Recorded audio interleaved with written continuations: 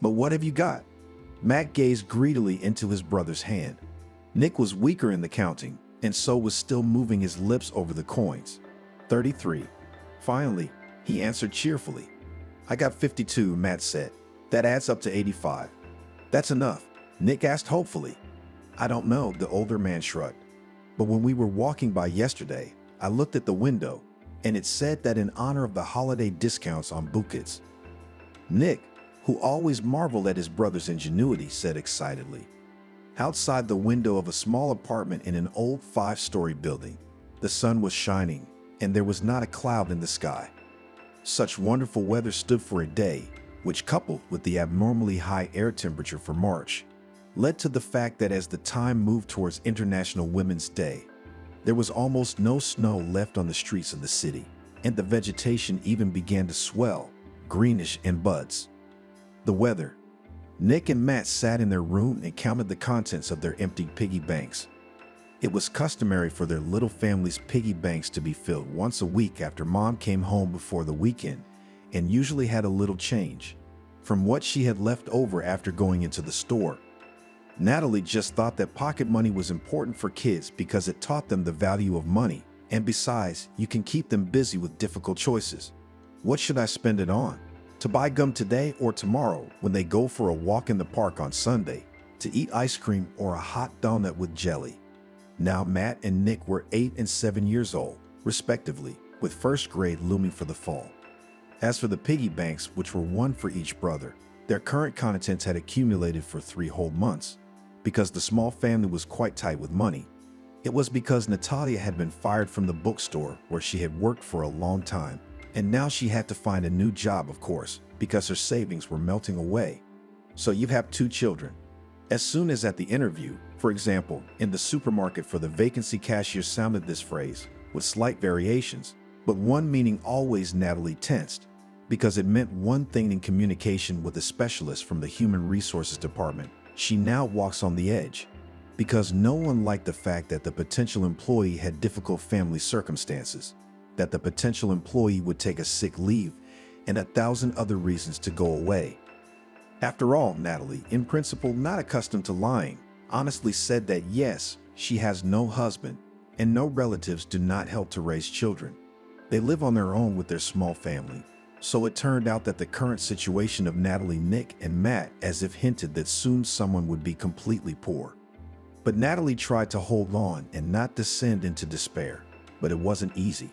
After all, she had to pay off debts on utility bills, and her brothers had a pneumonia in winter, and the doctor prescribed a long course of expensive vitamins.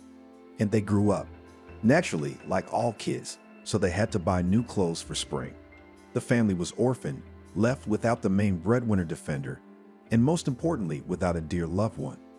A little over a year ago, he was just going to work in the morning and stopped at an intersection to wait for a green light. And there was some rich kid coming back from a club at 7 o'clock in the morning. He was, as they found out later, drunk, had taken some nasty stuff at the club, and on the corner he lost control. The car flew into a bus stop. Everyone managed to bounce out of the way except Chris. The major, he died on the spot too. His family, by the way, didn't even bother to offer moral compensation.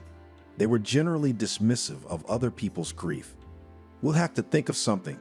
Matt sighed. Mom's so sad. We have to make her happy. He waved his hands. How about we sell something? Nick asked. No, we need everything ourselves. But I'll think of something, Matt said stubbornly. There was a rustling in the hallway. That's Mom walking in there. Let's clean it up, Matt told his brother. And they began to put the coins back in the cracks. On the backs of the porcelain sninkies, the piggy banks were modern. No need to break to get to the contents. There's a plastic flap at the bottom. You're not dressed yet, asked her mother, peering into the room. We need help. We quickly scooped up Matt. No, we don't. What are we, little? Natalie, nodding, shut the door back. But stop it, Matt told his brother, because Nick's lips quivered. He always cringed somehow when Mom dressed in all black and tied a black shawl on her head. That's how she looked at the funeral of her husband and the father of her children. That's how she looked every time they went to the cemetery once a month. It took a long time to get to that eternal last refuge. On 2 buses, streetcars, and shuttles across town. And no matter how little money there was in the family, Natalie always found a couple hundred for fresh flowers. She took great care to keep everything nice and clean and neat. We were the only ones left. Natalie said quietly and stroked her youngest son's head. "We are orphans." She always said something sad on the road. Nick roared at first. Then he got used to it and just sniffled tensely. Matt looked at his brother in a pathetic and patronizing way. He took him firmly by the paw when they got off at the last stop. In general, Matt began to think a lot about life for an 8-year-old. As he got off, thoughts came. He, figuratively speaking, looked at them from all sides, evaluated them, and figured out how they could be applied to real life or they would remain purely in his head. And lately, Matt had been particularly concerned with the future of his family. He wondered more and more if his mom would get married, because he knew it happens.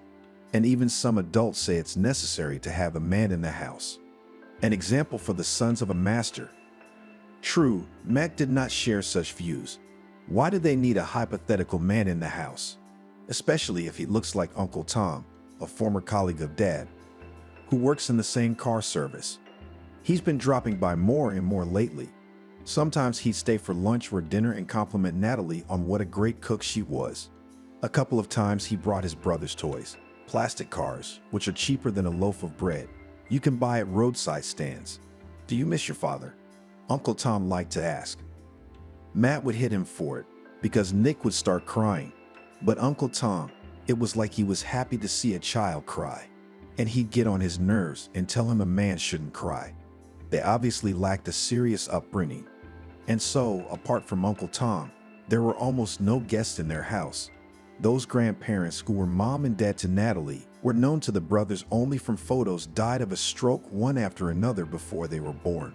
And those grandparents who were mom and dad to Chris were alive, but didn't want to know their grandchildren because they were against the marriage from the beginning.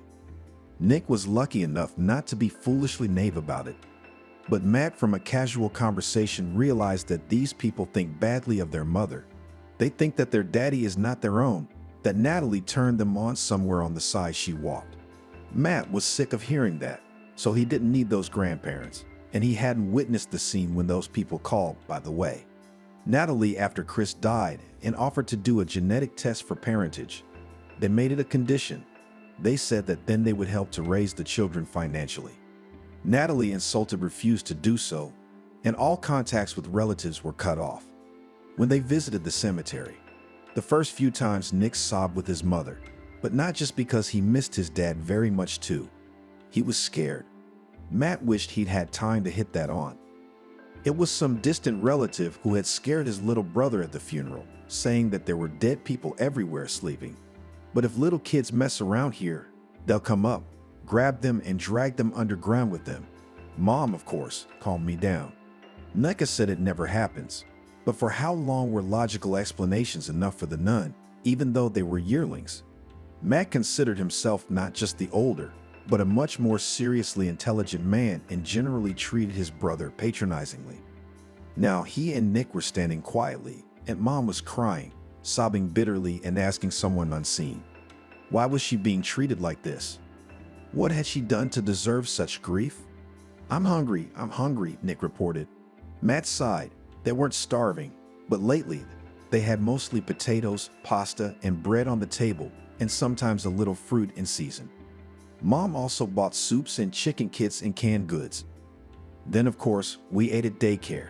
But Nick, who was a terrible delicacy, constantly complained about hunger.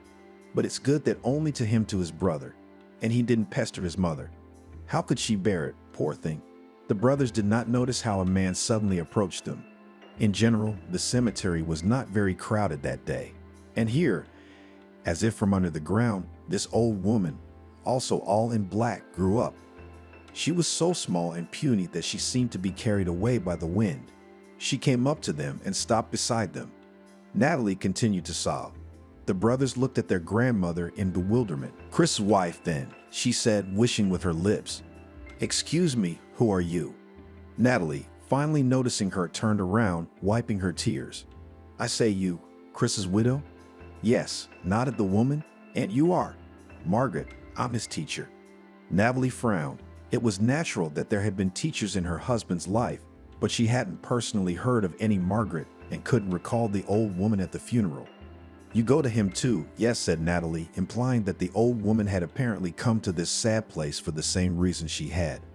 "No, I go to my husband's," answered the grandmother, "and I visit him. He was a good Chris, smart. I remember, first in my class." "What did you teach?" "Geography and summer camp." Natalie gasped. She suddenly realized who she was looking at. Of course, her husband had told this story many times when he was 12 years old, when he went to summer camp and got lost in the woods and was severely stung by bees. And Margaret, for the summer moonlighting educator, not only competently rendered first aid, but while lying Chris in the infirmary, visited him every day cared for. His own parents did not come to the boy, referring to the great business, but as Chris told me, he suspected that they didn't really care. It wasn't like their son was left with an invalid, so there was no need to travel. Anyway, Chris remembered Margaret with great warmth, but as I recall now, Natalie, he had not seen her once since he returned from the camp. She had quit school and gone somewhere else. They barely kept in touch, and now, after all these years, she found him in real life. And it turns out she was too late. Nor did she see her former student while he was alive. In that case, the whole story was turning out to be very bitter. And so Natalie stood there at a loss as to what to say and how to say it. Here she should deal with her own thoughts and feelings, as they say, and not listen to another person. But I didn't want to be callous, indifferent, without feelings. "Chris is gone," Margaret said. "Gone, son?" Natalie sighed. It became even heavier that here was an elderly man talking before her eyes. After all, Margaret calling Chris her son was absurd. He had a completely different mother. For a while, the two adults and the two children just stood silently by the bed, looking at the monument. In the distance, some birds were still hovering. The sun was shining clearly. "You are poor?" asked the old woman, and looked closely. "No, we are fine," replied Natalie. She suddenly held out a fist to the old woman. "I'm sorry." Natalie even stepped back. "Not at all. Take it while it lasts." Granny was quick. She grabbed Natalie's hand and put something in her palm. Her fingers clenched in a bunch, and she bounced off to the side and, without saying goodbye, almost ran through the cemetery, somewhere in the direction of the gate. "Mom, what does she want?" Nick pulled Natalie's skirt. "I don't know," the widow muttered confusedly. And then she carefully dropped her hand, as if she feared that the strange old woman might have left something evil there. On her hand lay a silver pendant in the shape of the constellation of the Great Bear. Fine lacework stars connected by thin chains were studded with transparent stones, drops of cassock. It was a luxurious yet elegant beauty. "Mom, what is it?" Matt asked. "A piece of jewelry," Nick answered. "Mom, why did the old lady give it to you?" "I don't know," said Natalie confusedly. Once more he looked around, but the strange Margaret was nowhere to be seen. "Let's go," she said. She looked sadly at the monument on her husband's grave, and then, taking the children by the hands, she left the cemetery. When the family returned home, they were waiting for the usual hassle of preparing dinner, then still the laundry to unload, and also had to sort through the fall leaves that the boys had collected in the square near the house. They wanted to make a herbarium, and although Natalie was not to herbarium, she was in a heavy, dusty apathy for the last few days. But she could not refuse her sons. In the evening, when the boys had gone to bed, Natalie remembered the old woman and the pendant. She had the impression that the grandmother might not have her head on straight. Why would she give her former student's wife such a thing? Well, the morning is wiser, Natalie decided, and put the thing on the shelf of the secretary behind the model sailboat. Chris assembled it and the kids helped. Finally went to bed. Ordinarily, Natalie slept without words. In principle, something appeared to her in the night. But they were chaotic and confusing passages that had something to do with reality. For example, she could recalculate the change in the store in her sleep, because it seems that they counted the purchases incorrectly. Or she could take an interminably long time to climb the stairs because the elevator broke and wonder where her floor was. But on this night, Natalie dreamed something extraordinary. She was standing in the middle of an extreme snowfield. In the blue sky scattered myriads of stars, danced multicolored flashes, northern lights. And although Natalie was dressed in a pink summer sundress and was barefoot, she was not cold. She felt so good in her dream that the northern lights were singing, as if they were the sound of magical violins and flutes, whose melody penetrated her heart, sheltering her from all the worries of the world. In her dream, she distantly remembered that somewhere out there beyond the snowy, boundless desert, she still had children, but she suddenly became indifferent to it, that they were blind kittens who could not grow up without their mother, would live alone, and she was fine here. So good that she would probably stay here forever. Don't. Suddenly, a soft, velvety voice sounded behind her. Natalie turned around and gasped in amazement. Standing in front of her was a polar bear, a huge furry one with stray eyes. Don't, he repeated and shifted out of the plush, stepping closer to her. You have to be alive and you can't stay here. Something in Natalie's heart snapped and she felt a searing pain, but it wasn't bodily, it was her soul, the sorrow of losing her husband, the fear that she wouldn't be able to take care of her children. She felt sick, and she knew who was to blame. Suddenly, she held a trident like the one used to represent Poseidon, the god of the seas. Natalie shook it tightly and pointed the point at the bear. "Stay back," she exclaimed. "Is this all your fault?" "No," replied Mishka and fearlessly stepped closer. "It's the weather, and it's up to you to decide what to do next." Natalie frowned. What was he talking about? And then she realized, indeed, the weather had turned bad.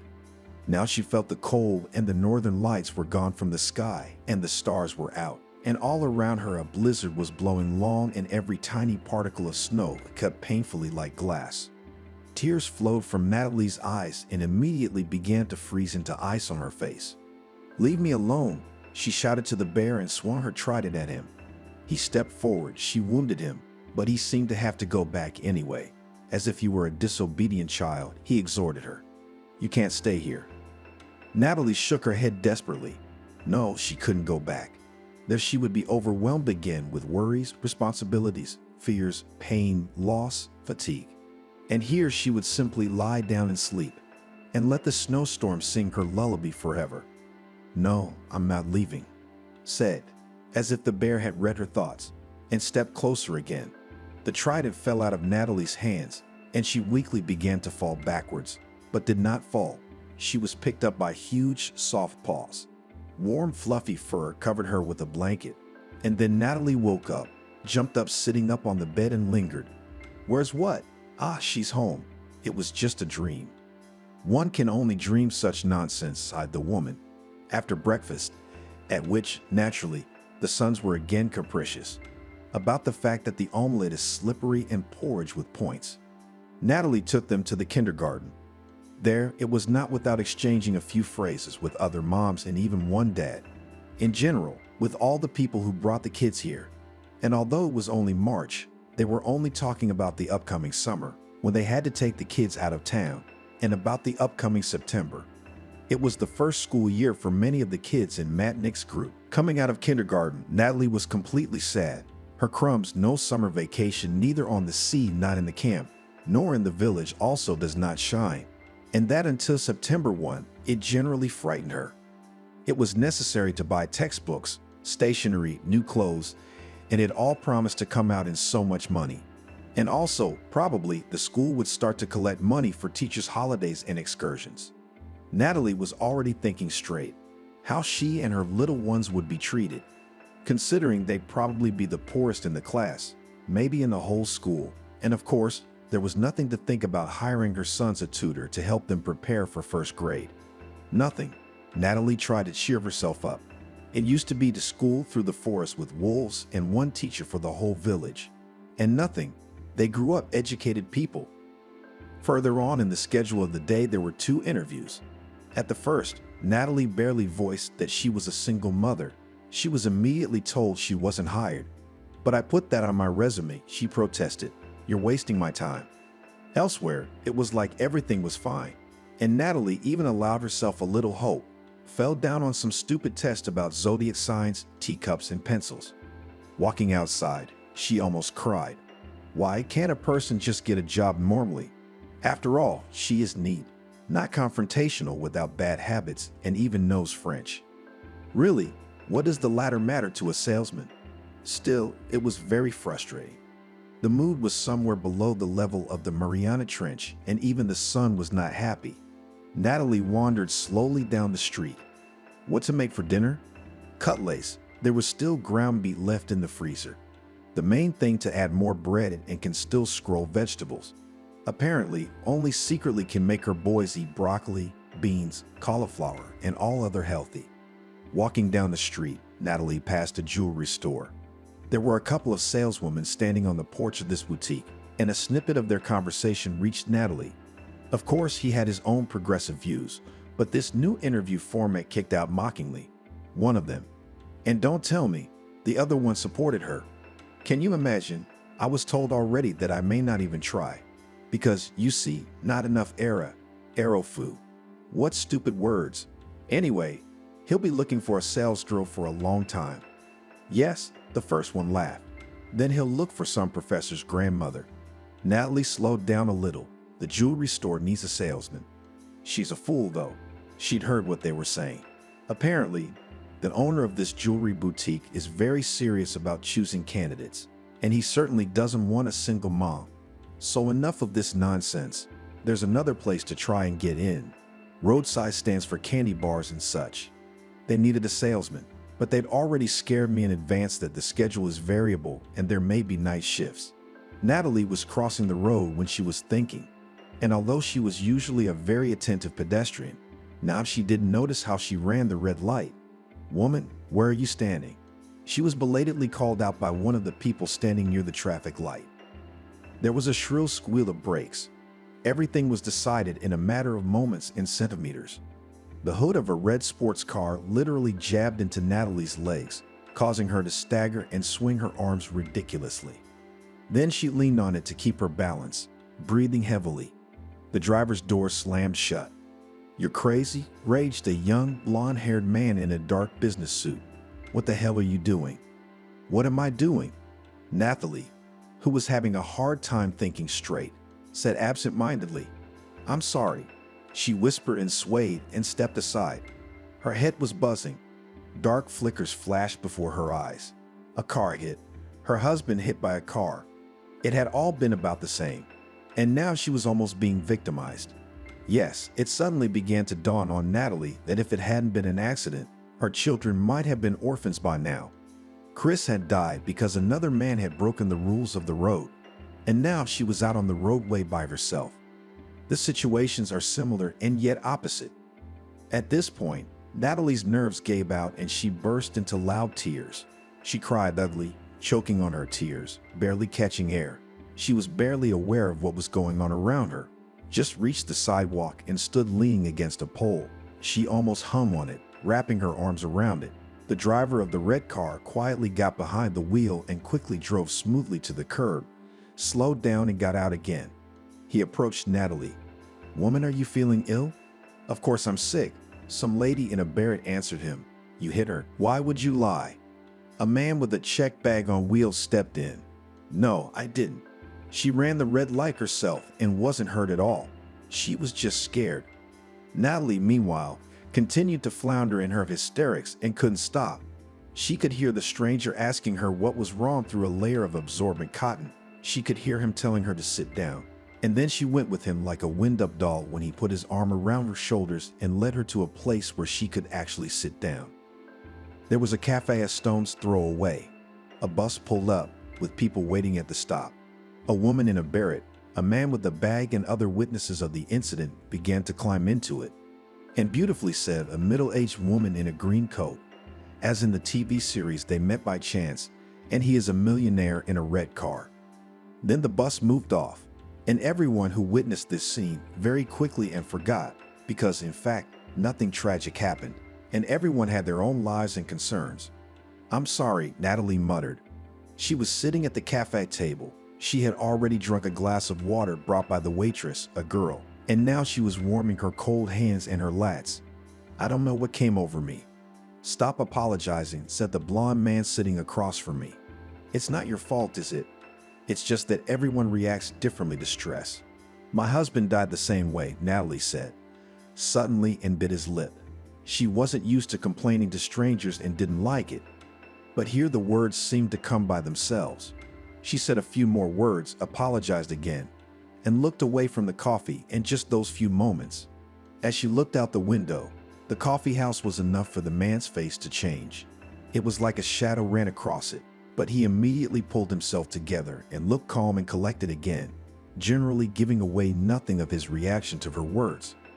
Natalie assured him that she didn't need to go to the hospital because she'd only have a bruise on her knee. "Oh, I'm late," she exclaimed and fussed. "I have a job interview. Can I let you down?" he asked. "No, don't worry," waved Natalie away and fumbled embarrassedly in her purse. Still had to pay for his cup of coffee. "I'm paying decisively," he said, and before she would have collected the bills with change, attached a card dress of a new color to the true waitress terminal. "This way I can let you down, at least somehow compensate for my fault. I should have been more careful on the road after all." Natalie hesitated. Should she take the job or not? She really wanted the job. The money was almost zero, so she nodded. It was a short drive of about 5 minutes, so she had time. The stranger introduced himself as Alex. She said her name.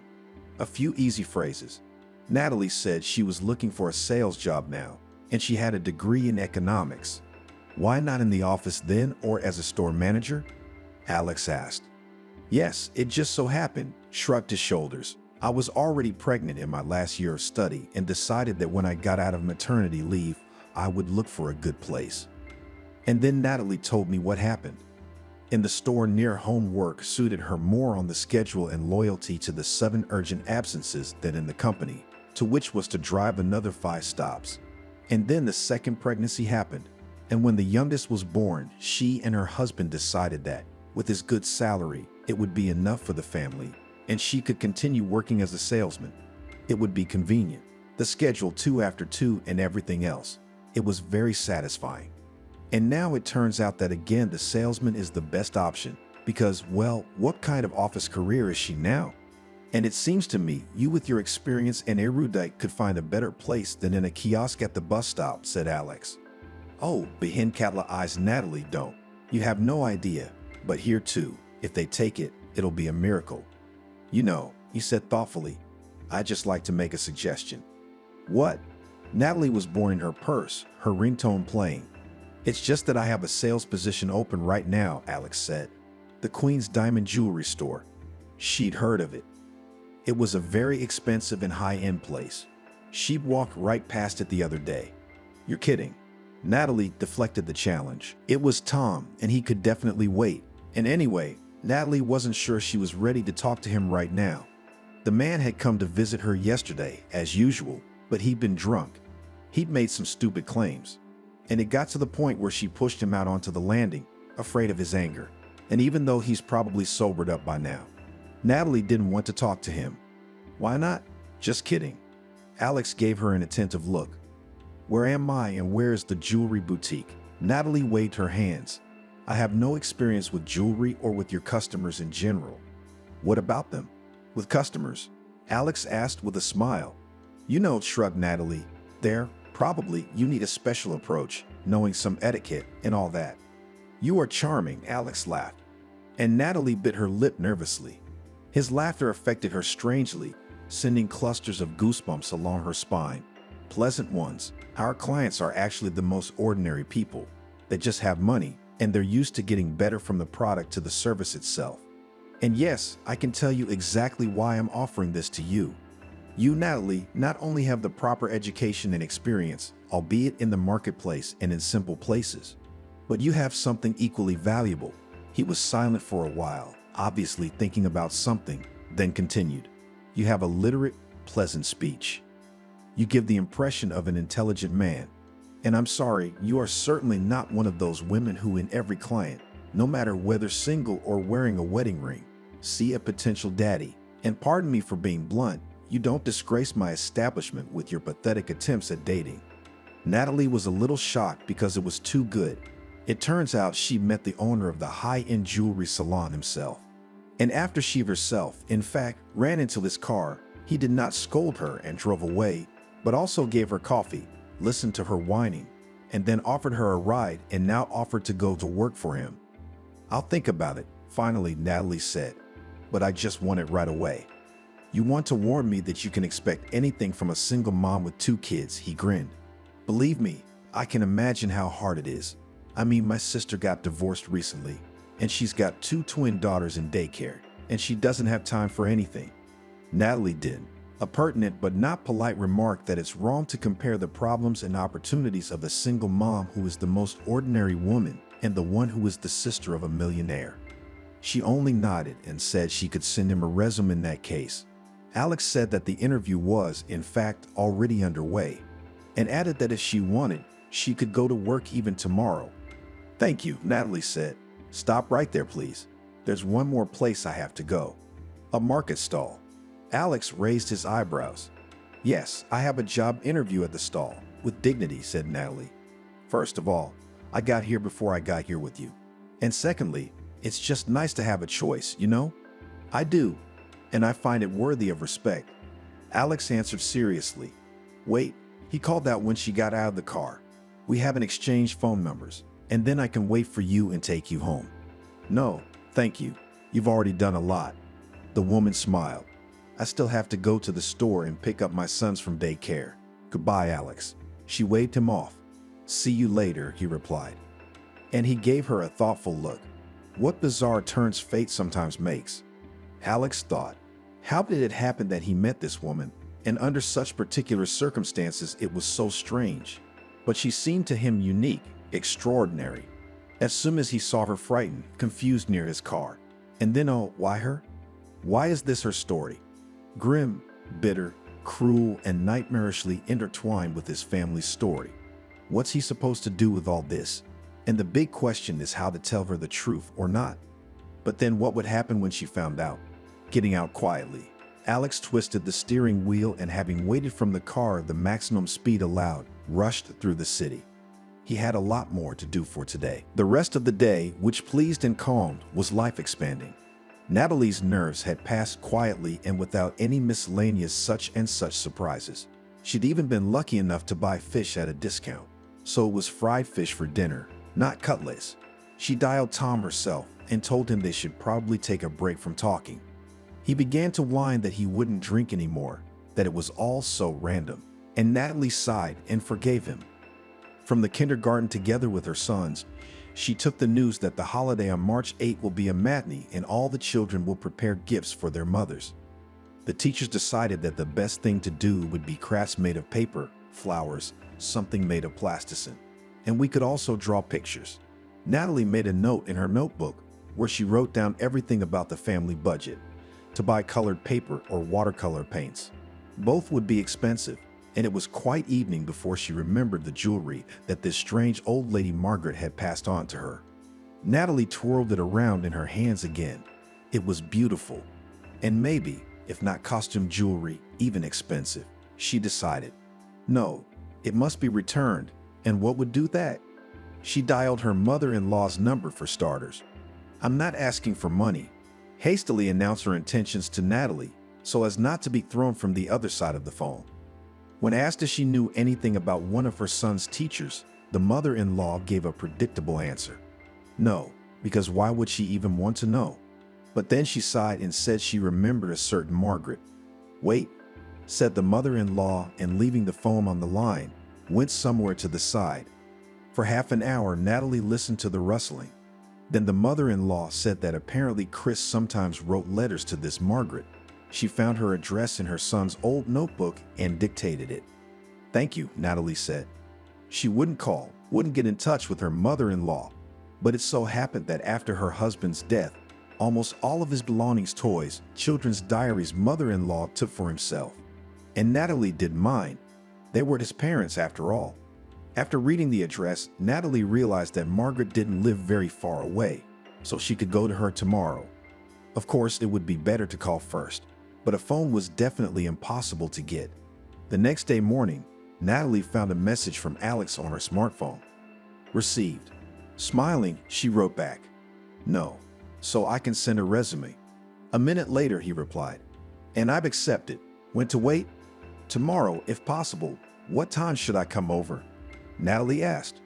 And he answered that by 9 he will be at the salon, and personally familiarize her with all the specifics of the work. They talked details and signed the papers.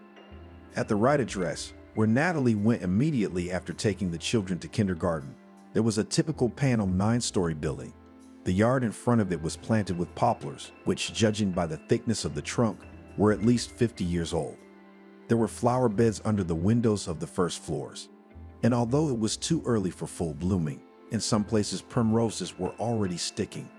And the whole picture suggested to Natasha that it could be incredibly beautiful here in summer. And on the bench at the entrance, where, according to the sign, the right apartment was located, sat the ubiquitous grandmothers. Natalie decided to address them. "Excuse me, could you tell me if Margaret lives here?" "Margaret, that's interesting." One of the old ladies looked at her. "She's been here about 100 years. Are you from Social Security?" Another grandmother asked, and before Natalie could answer, she splashed her hands. "It's about time, or they'll torture the poor woman to death." "Torture who?" asked Natalie. "Her daughter-in-law." A third old woman joined the conversation. "Her adopted son ran away from them. I mean that he goes to work on a shift, earns money, and drinks it all there, so he doesn't come home, and he doesn't care about his mother." The grandmother who had answered Natasha first added her own note to the general story, and then from what these old ladies were saying, the whole approximate picture of Margaret's difficult life became clear to Natalie. She had a late and unsuccessful marriage in her life, in which she was womanly ill and unable to give birth herself. She adopted a boy from an orphanage. Her husband at first supported the idea, but then changed his mind and ran away, so Margaret raised her son alone. Then the son got married and family relations finally went to pieces. Daughter-in-law did not put in anything mother-in-law and in general hated her presence. The situation, by the way, aggravated by the fact that Margaret began to have mental problems. She wasn't crazy, but sometimes she could go for a walk in the city and get lost. Sometimes she would start catching neighbors and passersby to talk to them about the distant past, to pour out her soul about the problems of her youth. All in all, it wasn't easy. "What's your business?" Finally, Natalie was asked. "My husband was once a student of Margaret's." She decided to answer as honestly as possible, but without details. "She and I met by chance in the cemetery at his grave. So I decided to visit her one day. They were good friends, I think. After he graduated from high school." Finally, Natalie stepped into the entryway, took the elevator to the 5th floor, and pressed the bell button with trepidation. If everything she'd been told about Margaret's sister-in-law Elizabeth was true, this meeting promised to be anything but pleasant. "What do you want?" A woman in a colored robe opened the door. "Hello, excuse me please." Natalie sucked in a little more air. That was a problem, by the way.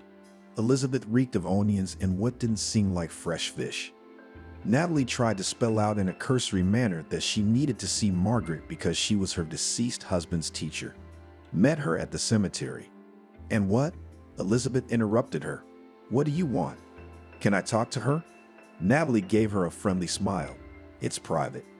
Elizabeth glared at her. "You're not a crook, are you? You don't want the old one to sign the apartment over to you or sell her miracle pills." "What are you talking about?" Natalie was indignant. "All right, come on in." With a wave of her hand, Elizabeth stepped aside. The apartment smelled no better than it did on the landing, and even the air seemed to be humid. The bathroom reeked of tortured, not fresh laundry. Natalie was glad she'd skipped breakfast, just a cup of cocoa. "She's out of her mind," Elizabeth said angrily, "always running away from home. What am I supposed to do, chase her all over town? It's high time to put her in an orphanage, and I don't need her. She's nothing to me." Natalie did not say that she, Elizabeth, and Margaret were nobody, and that she should respect her mother-in-law according to the unwritten moral laws, if only because she lived on her property. Those from downstairs, from the bench by the entranceway, enlightened Natasha. And about the fact that Elizabeth, she came from the village to the city and, in fact, had nothing. Until she married Margaret's son, and even now she didn't work. She lived on what her husband transferred from the north before he could drink it. She roars. "She's been sitting up all night." Elizabeth complained. "She's a hysterical old woman who sold her own trash, and now she's bawling." "What garbage?" "I don't know." Elizabeth poked me. I don't go in her room and she's a pigsty. She's all over her stuff. She thinks I want to steal it and sell it. Ha! If only there was something to sell. She'd start running around the apartment like a friar and moaning that I've thrown something away. She throws things away. She just doesn't remember, stupid. So I can talk to Margaret, Natalie said insistently again, sensing that Elizabeth could complain for a long time. Come in. Maybe then she'll calm down and stop whining. Elizabeth waved her hand, pointing to the door, and went into the bathroom. From there came the sound of a glint, something being wiped off by hand. Natalie sighed and knocked. Margaret, she called out. Excuse me, if I may. There was no answer. She waited a moment, then opened the door. She expected to see something even worse than she had already observed in this apartment, long in need of renovation. But to her surprise, the small room was relatively clean and even breathed easier. There was the usual empty old furniture, lace doily bedspreads, pudgy and prehistoric model TV. On another doily stood a radio, on the windowsill a few pots of flowers. On the walls, evoked from the Soviet-era posters about the teaching profession. And then there were books, as there were many of them here. Margaret sat on the neatly made bed and did not immediately pay attention to the guest. On the old woman's lap lay an open photo album. Good afternoon, said Natalie cautiously and stood still. Do you mind if I come in? It's just, you see, you left the cemetery so abruptly and I thought we needed to. Natalie struggled to find the right words and generally felt stupid. You're the one who finally got the old woman's attention. But come on in now that you're here. Would you like some tea? No. Thank you, Natalie replied. She belatedly realized that she had come empty-handed, not a cake for candy. However, the thought of drinking from dishes from the kitchen, which was clearly not Margaret's but Elizabeth's, made her nauseous. All in all, there was no time for tea. In the most delicate terms, Natalie tried to explain to Margaret that, of course, she was very grateful for the gesture, but she unfortunately did not understand why it was given to her. And secondly, she cannot simply accept such a gift. Please take this as yours, she said, holding out the jewelry in the palm of her hand. The old woman looked at it as if she were ready to corn a poisonous spider. This is yours now, she replied, just mysterious, and turned away, again focused on looking at the photo in the album. For a few minutes in the room hung silence, disturbed only by some retro song coming from the radio, singing the delights of conquering the taiga by young people. Natalie pondered whether to leave the jewelry on the dresser, but she thought it would be ugly and insulting. Is that you? She asked, nodding at one of the pictures. It showed a young woman with thick, dark hair pulled back into a boffin style. She was pictured in the park with a bouquet of gladiolus in her hands, looking at the camera and smiling mischievously. Margaret nodded, which could be taken as an affirmative answer. Then suddenly Natalie spoke. Listening to her slender, quiet story, I dared not interrupt it. So much of this past event from the life of one ordinary teacher, believing in love, goodness, and happiness, rose colorfully before her eyes. And it was shocking in terms of the content of which was revealed in full by the end of the story. Margaret came to the city from a large village. She thought she would become a teacher and return there to teach the kids from the families she knew. But it turned out rather predictably. The city surrounded the head of a young girl, and when they began to tell her, say, such talented teachers, we need them ourselves, she decided to stay. And the pedagogical career did not go, but just flew uphill, as they say. And everything was good. Years later, Margaret became a respected teacher. She was held up as an example to many young teachers. And suddenly, out of the blue, love came into Margaret's life. That is, she thought it was love, but for him it was just entertainment, a savory treat on a business trip. And when he left her with a broken heart and a life born under that heart, Margaret was pregnant. And what a blow that was to her. She wasn't going to have children. She hadn't thought about it at all. And she was well into her 30s. What a sudden pregnancy. Some of the few people privy to her secret advised her to terminate the pregnancy. But there were also those who said it was a great crime against one's own soul. And then there could be bad consequences for one's health. But Margaret couldn't become a single mother either. After all, then her reputation as a teacher would be ruined, and she decided to go on a long vacation, ostensibly for family reasons, for a few months in a neighboring town. And then there she gave birth to a child and then abandoned it there. All erased the mistake from her life. That child, which Margaret renounced, was not yet a year old. How she met the man with whom she decided to try again to create a family. But before it turned out that he was not ready, Margaret learned her terrible for a woman diagnosis of infertility, and she considered this disease as a punishment for giving up her firstborn. But life, as they say, went on, and something had to be done about it. That's when she decided to adopt. And then the rest of Margaret's story was already known to Natalie. I sympathize. She squeezed the words out of her mouth. Natalie tried the situation on herself for a moment and was horrified. No, she couldn't do that. But Margaret was a different person. So how could she judge? I guess it's none of her business. Natalie was about to say she sympathized again, and then she was going to give the jewelry back. But Margaret spoke again. I couldn't love him the way I couldn't love my own. He was fed, clothed, and clothed. I never laid a hand on him in my life. But there was no warmth of soul that should be between a mother and a child. Because I looked at my Jack and realized that he was growing up. And there was another person growing up somewhere, the one who was dear to me. So I started looking for him. No one wanted to tell me where he had been taken. No one cared how my motherly heart was hurting. But I still searched for him, and after 10 years I found out the whole truth. My own son was adopted by people from the same town where I lived. From that, yes, I found him. Margaret paused briefly. It was hard to swallow, and she coughed. Natalie handed her a drink of water, a glass and decanter standing nearby on the nightstand. It was evident that the conversation was tiring the older woman, but Natalie did not interrupt her. It was almost an instinctive realization that Margaret was very important and needed to talk about everything and pour out, as they say, her soul, which apparently she hadn't been able to do for quite some time. Only I realized I couldn't ruin his life. I couldn't say, "I'm your real mom." But I guess fate took pity on me, because that boy Margaret looked at Natasha very carefully. He came to my school to study, so I was able to see him grow up. I could watch him almost every day. It went on like that for a very long time. And then I couldn't stand it. I couldn't stand it, and I went to his parents. I realized I had to talk to them about it.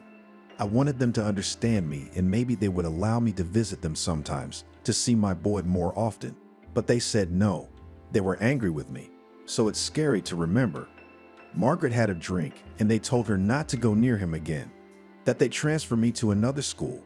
And they thought I should be given more money, but they didn't have much money in cash back then. She nodded at the jewelry. Still in Natalie's hand, they gave me this. They said it was silver and diamonds, that it was antique and worth a lot of money. What do I care about money? I've lost my son. Margaret spoke very softly now, almost in a whisper. I realized it was time I stopped seeing him, that it only hurt my soul. That's how I retreated. And then when he grew up, did you ever think of meeting him and explaining everything? Natalie asked. No, Margaret shook her head. How would that be? Think about it. He's thought he was family all his life. No, I only sometimes.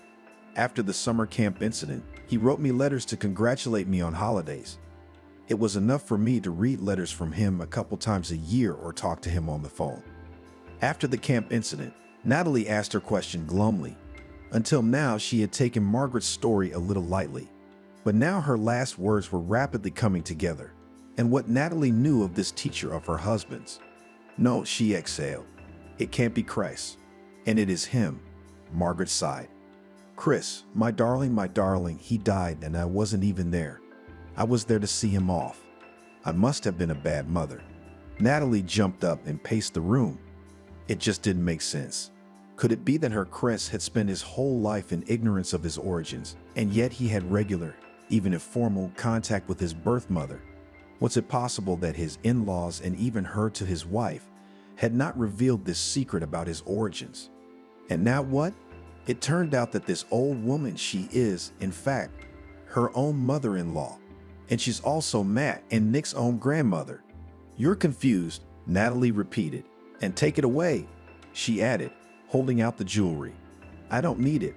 And I'm sorry, but you're wrong. It can't be. Why not? Margaret asked. And that simple question made Natasha freeze. Why indeed? Is the fact that a child was given up for adoption and adopted and then no one told him the truth is such an incredible story. No, it's not. There's more to life than that. And Natalie understood that perfectly well, which made her feel even more confused. What was she to do with all this information? I took it, Margaret said, pointing her finger at the sparkling pendants so they would believe I wouldn't say anything to him, or they'd probably break up and move to another town. And I kept my word. And no matter how hard life got, I didn't sell that thing because I don't need it now. But Chris is gone. My little boy is gone. And you're his wife and my daughter-in-law, so take it. You're poor, I know. Sell it and you'll be able to raise my grandchildren.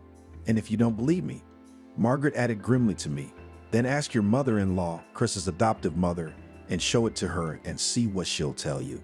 Excuse me, said Natalie. I have to go. I'll be sure to think about everything. She walked, or rather jumped, out of the old lady's room and then out of the apartment. Stepping out of the entryway, she skipped impolitely. No reaction whatsoever to the question about how Margaret's visit had gone. The question had been asked by one of the grandmothers on the bench. No, Natasha needed to get as far away from this place as possible. Period. Yes, the day hadn't gone quite as she planned, precisely because she was absorbed in her own thoughts and worries. She didn't notice that her children were looking at each other puzzled, elbowing each other. And when their mothers turned away, they whispered. No, Natalie didn't care about any of that. She just made lunch, then dinner. Today, by the way, she picked up Nick and Matt from kindergarten much earlier. In their group, one of the kids got the flu, due to which to attend kindergarten. Now it was not necessary about one quarantine for a week. And on this occasion, by the way, Natalie even experienced some relief. After all, now it was not necessary to clap supporters, because if the matinee was held, she would have to help her sons with the fakes. They were tasked with making a paper bouquet of tulips. However, not attending the kindergarten also created certain problems.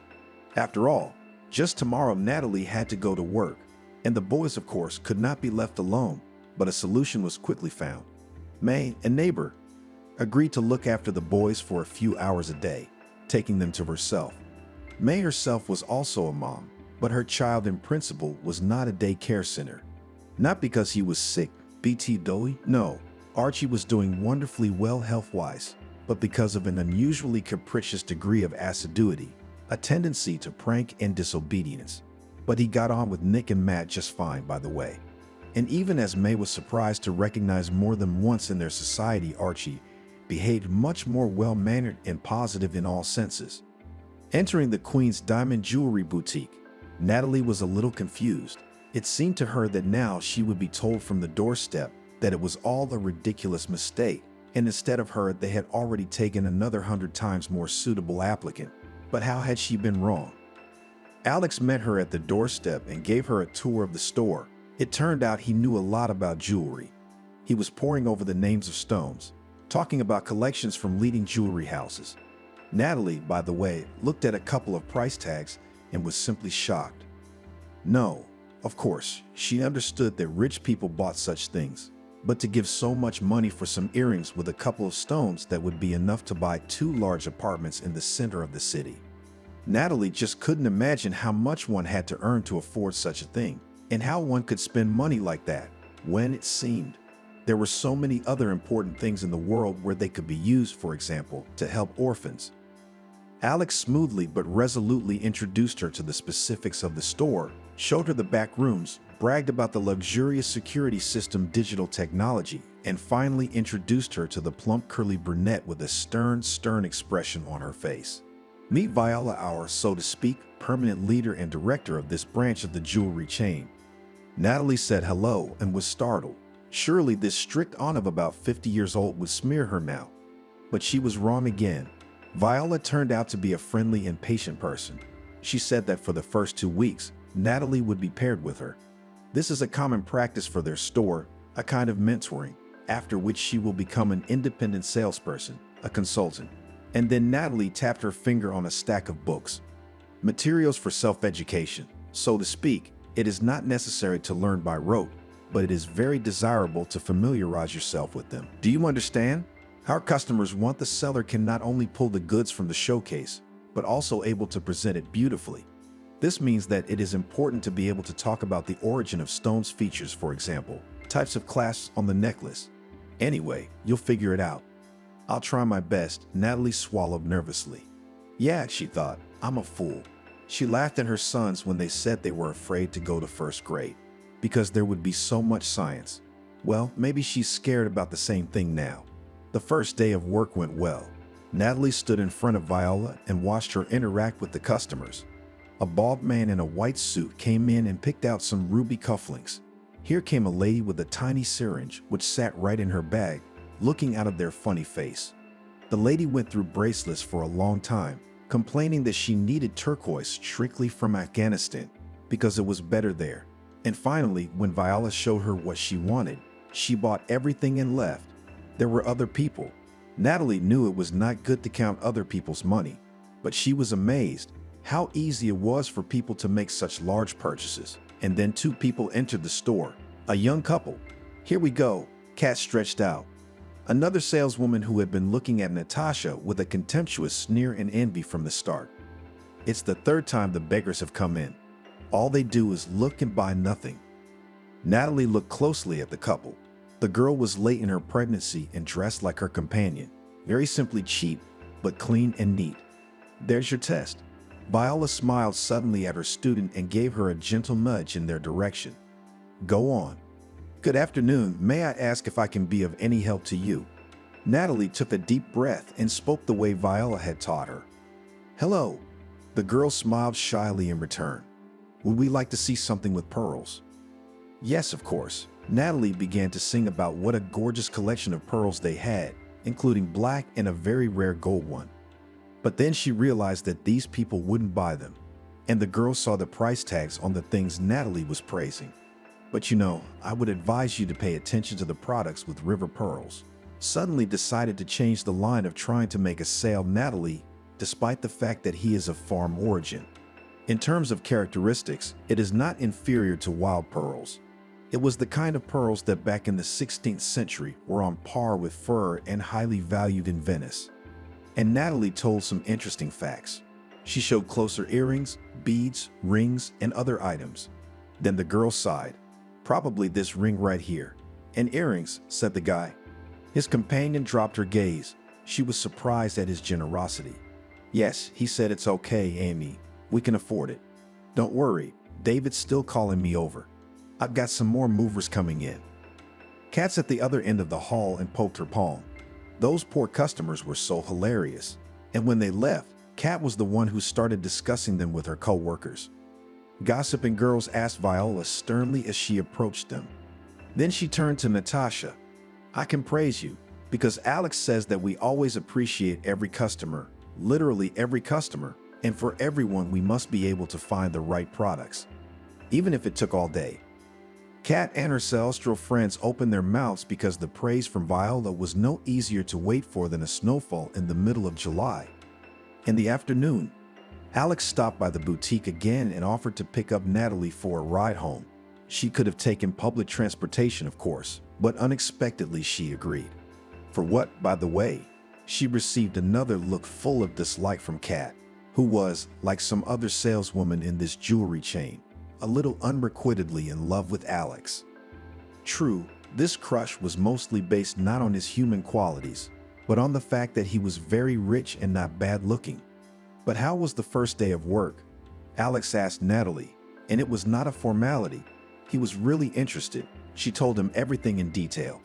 What is it? She asked, perplexed, when Alex, when they had already arrived at her house, suddenly took out a wad of bills from his wallet.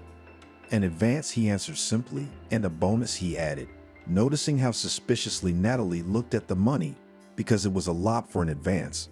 I have an original approach, Alex said. Looking with the most honest eyes, I always give a bonus to employees at the beginning of work to motivate them. Thank you, said Natalie, and took the money. It was so unexpected, but it was also very convenient. Now she could pay off almost all of her rent and buy groceries and perhaps a new jacket for Matt. The sleeves were already up to her elbows. The first full shift was scheduled for tomorrow. Natalie said goodbye to Alex and even waved goodbye to him as she walked toward her driveway. Who was that? A hoarse, familiar voice sounded behind her. Natalie turned around, almost jumping up, and saw Tom. "Hi," she said. "Yeah, it's work." "Work." Tom grinned and came closer. "Why aren't the buses running?" "Tom." Natalie shrugged. She didn't like the feel of his hand on hers. "But don't be silly. It's just interesting. So you don't have time to meet, but you have time to ride around with men." "He's not a man, he's my employer." Natalie only now suddenly realized vividly what disgusting manners Nikolai had in terms of personal hygiene. "Tom, I'm tired. Let's talk later." "Okay." When later, he craned his neck. Then evasively replied Natalie, "I'm busy. I have a new job." "Where?" "At the jewelry store." "Ah," stretched out Tom. He hummed again. "That's clear, but see you later." "I'll come by later," he added with a nudge, looking over his shoulder. "I mean, we're serious. I mean, we're practically family. Your boys will be calling me Baya soon." No way in hell, Natalie thought. "I don't want a father like you for my sons." But she didn't say it out loud. She went home. Her mood was a little ruined, and that inner nervous tension that makes you dizzy and tight in your chest had returned. Because Natalie realized that perhaps it was time to end this relationship with Nicholas, because he may not be a bad man in general, but she definitely and absolutely does not see him as a man with whom she would like to create a family. And what kind of man should he be? Natalie pondered, going up to her floor and calling her neighbor to pick up her children from her. Perhaps, she decided, he must be like Alex. Not in the sense of wealth, and that wasn't the most important thing in a life partner, but in the sense of charm and generosity and something else. Yes, she didn't know Alex very well, but she thought he was a good man. The next days, Natalie went to work with ease and a smile. It all turned out to be very interesting, and she learned to ignore Kat's slanted glances, especially since Viola had talked to her quietly about something. And there was no open hostility. Little by little, Natalie was getting to grips with the new world of luxury jewelry. She was beginning to understand them. And though this world still seemed completely foreign to her, she also began to realize that gemstones were beautiful, wondrous creations of nature, in and of themselves, regardless of how much people valued them. Not every day, but Alex gave Natalie a ride home, and one day he invited her to stop by a cafe on the way. The weather was chilly gray, and he said, "Why not brighten up this gloomy spring with a cup of hot chocolate?" Natalie agreed. After all, it's not a date, she thought. What kind of date could they have? People from different worlds? No, of course it's not a date. It's just that Alex is such a person. He seems to make new acquaintances easily. He's open and outgoing. And what was Natalie's surprise when Alex suddenly took her hand that day and gently, affectionately squeezed her fingers. Now that contained some sort of romantic innuendo.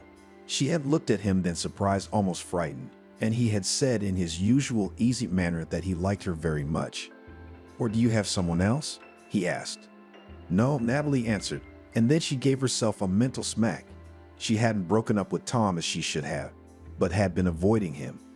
But what she'd said couldn't be undone. And then, anyway, Natasha received a large basket of flowers at her home address on the next weekend, complete with exotic fruit and a couple of black and brown teddy bears.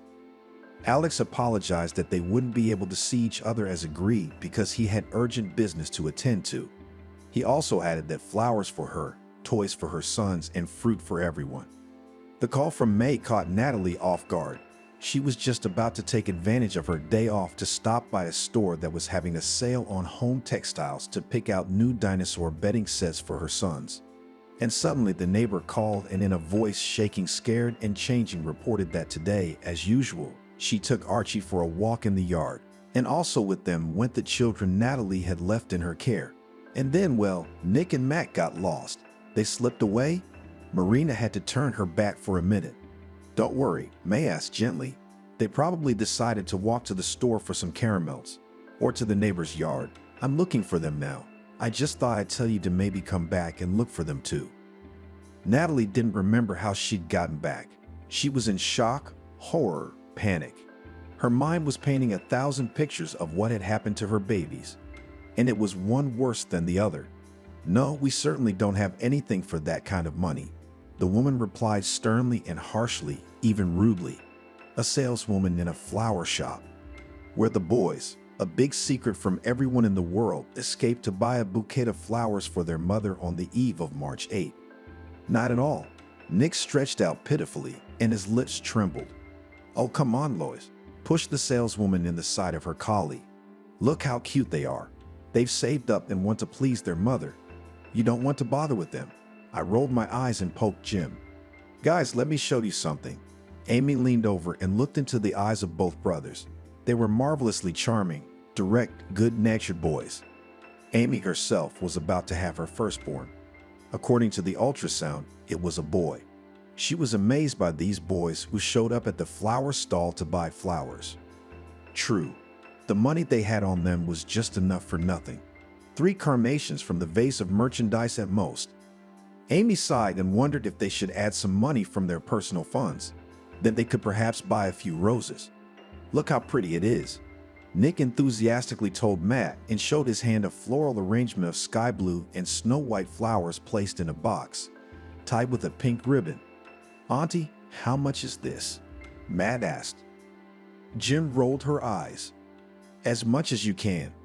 Boys, where's your mom? Amy asked. Why are you guys here alone?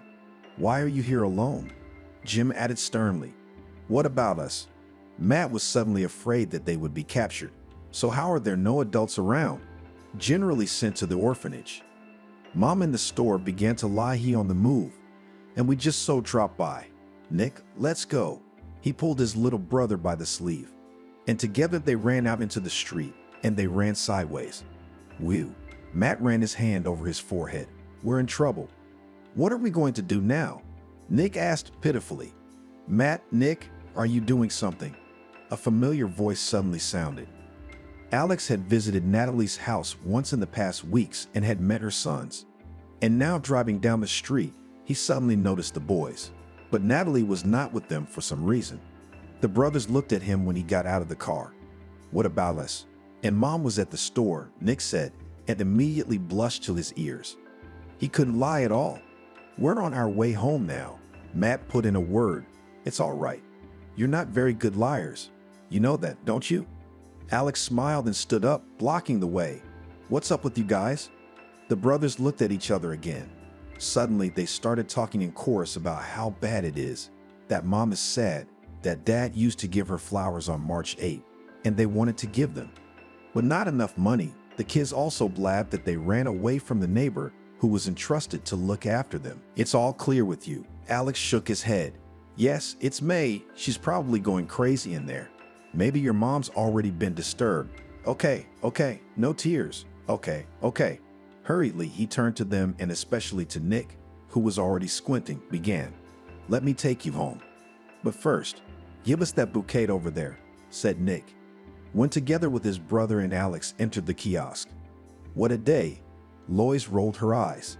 There's catching stray dogs. What about these kids? She muttered under her breath and then said louder. I already told you, for your pennies here cannot buy anything. Give us, please, this bouquet, said Alex, pulling out his wallet. Jim looked at him skeptically at first, but immediately softened. She knew how to recognize wealthy clients, and so she immediately scattered in all sorts of nice words, took out a bouquet and handed it to the client. Are these your children? She decided to keep the conversation going. Alex had no time to answer. It was done for him by Nick, who, like his brother, was very afraid that something bad was waiting for them for walking alone without their mom. It's our dad, he said, and grabbed Alex's hand tighter. Finally, they walked out of the flower shop. Matt said he wanted to carry the flowers himself, so Alex gave them to him. Then he put the brothers in the car and headed toward Natalie's house. On the way, he thought about the strange feeling that had arisen in his heart when the boy had called him father. It was something exciting, a little frightening, but mostly a pinching, beautiful feeling. Alex was definitely lucky for chance encounters today, because as he pulled up in front of Natalie's house, he saw her. She was running through the yard, shouting her son's names loudly. Mom, yelled Matt and skipped toward her. Nick ran with him. Alex also went in the same direction, not forgetting to grab the bouquet. My darlings. Natalie caught her sons in her arms and now crying from the experience of anxiety and joy showered with tender words. Alex told her what had happened. Why? Natalie grabbed Matt, the main instigator of what had happened, shook him up a little. I almost lost my mind. Don't ever do that again. Natalie, it ended well. Well, don't. Alex interceded for the little adventurer. Look at the beautiful bouquet they chose for you. Bouquet, Ein. She first paid attention to the flowers, aghast. So beautiful was the composition of the gifts of Flora. Natalie opened her mouth. She wanted to ask where the money had come from, but she guessed right away. You shouldn't have, she said. Shy, wasn't it? Actually, I was going to wish you a happy March 8th anyway, Alex shrugged. So you can consider it a bouquet from all three of us. He wanted to say that on the occasion of the holiday, why don't they all go to a cafe?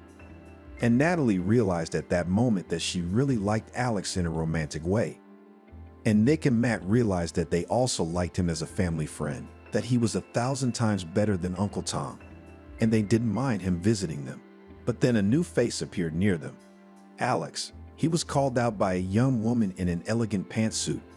Shock magazine, I made an appointment for you, but you ignored me.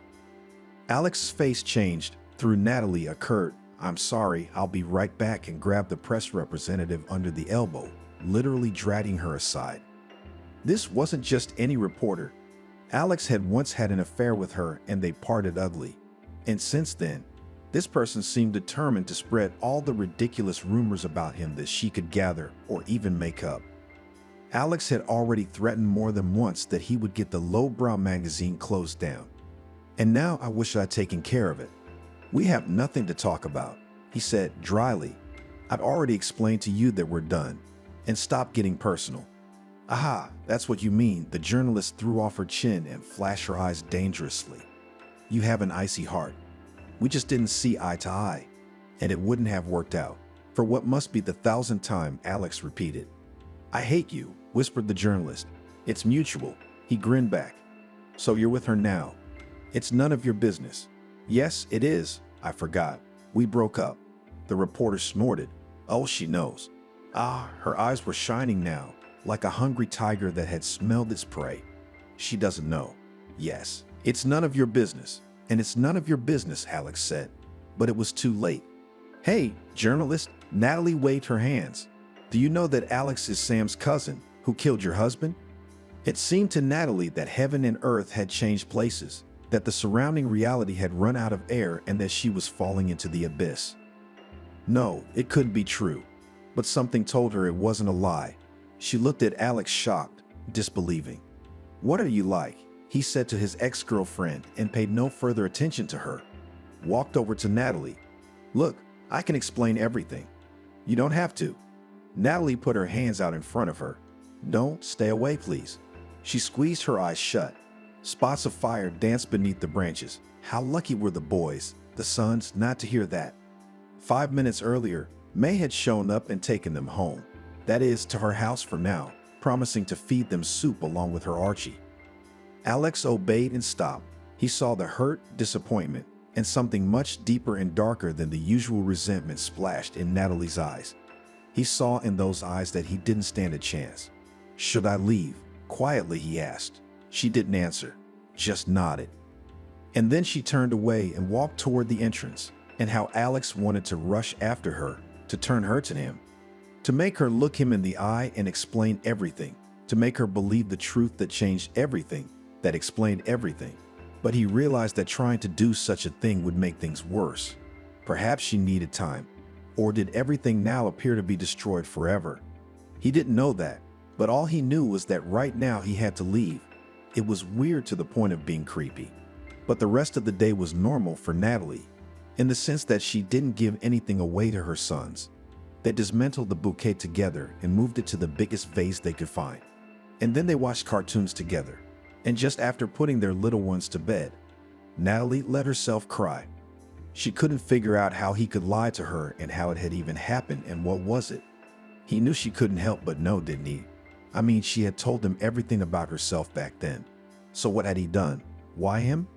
The next morning, Natalie didn't go to the Queen's Diamond Boutique because she absolutely did not want a job from a man who was from that very same family. Anyway, Natalie couldn't even think about Alex now. She wasn't surprised when she woke up the next morning with a headache, and a sickening feeling as if the blows of fate weren't over for her and something bad was about to happen. After all, decided Natalie good in life, surely there must be some black streaks to go along with it, right?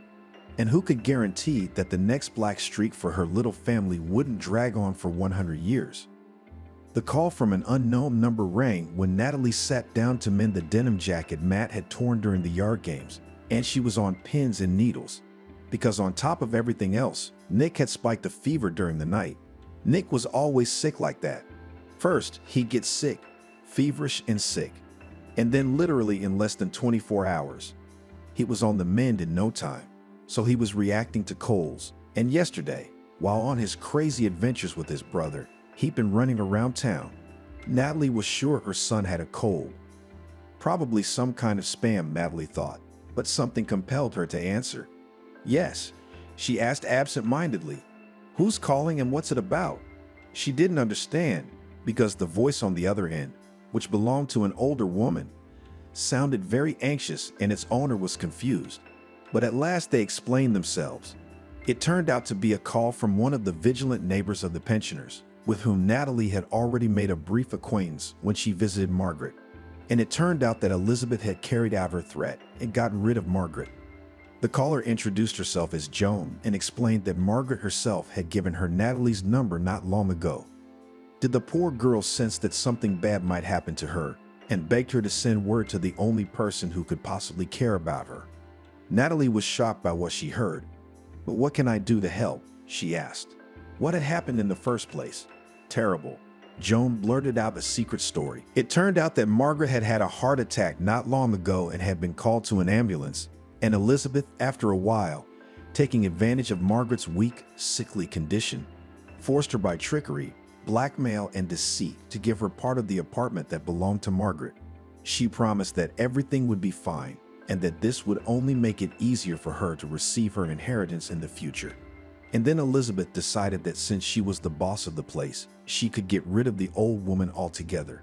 She lied to Margaret that she was taking her to a sanatorium and drove her to an empty cottage community and left her there, saying that it would be better for Margaret to live there now, rather than get in the way in the apartment. Oh, sighed Natalie. What's to be done now then? Obviously you have to take her away, Joan blurted out. Anyway, Margaret said you're her friend. And then Faith dictated which cottage community Margaret had been taken to, where and how to find her there. Thanking her for the news, Natalie ended the call. Really, what was there to do? No, she didn't doubt in the slightest that Margaret had to be bailed out, nor did she shrug off the reality of the whole affair. After all, it was well known how helpless and naive old people could be, but she just couldn't imagine how to deal with it. And here I feel like the most intrusive, most insufferable person in the world. Natalie went to her neighbor again to ask her to watch the boys some more, plus give Nick his antipyretics and other needed medications on time as scheduled. A quarter of an hour later, Natalie was already out of the driveway and racing to the bus stop. Natalie, a familiar voice called out to her. She turned around, rolled her eyes. Tom was the only thing missing right now. We need to talk, he said, slouching, walking toward her, his gait unsteady, his face swollen. Clearly, he'd been drinking. How long are you going to run away from me? He asked. Angry. What are you doing? We're family. Tom sighed to Natalie. I don't have time, and we're not family.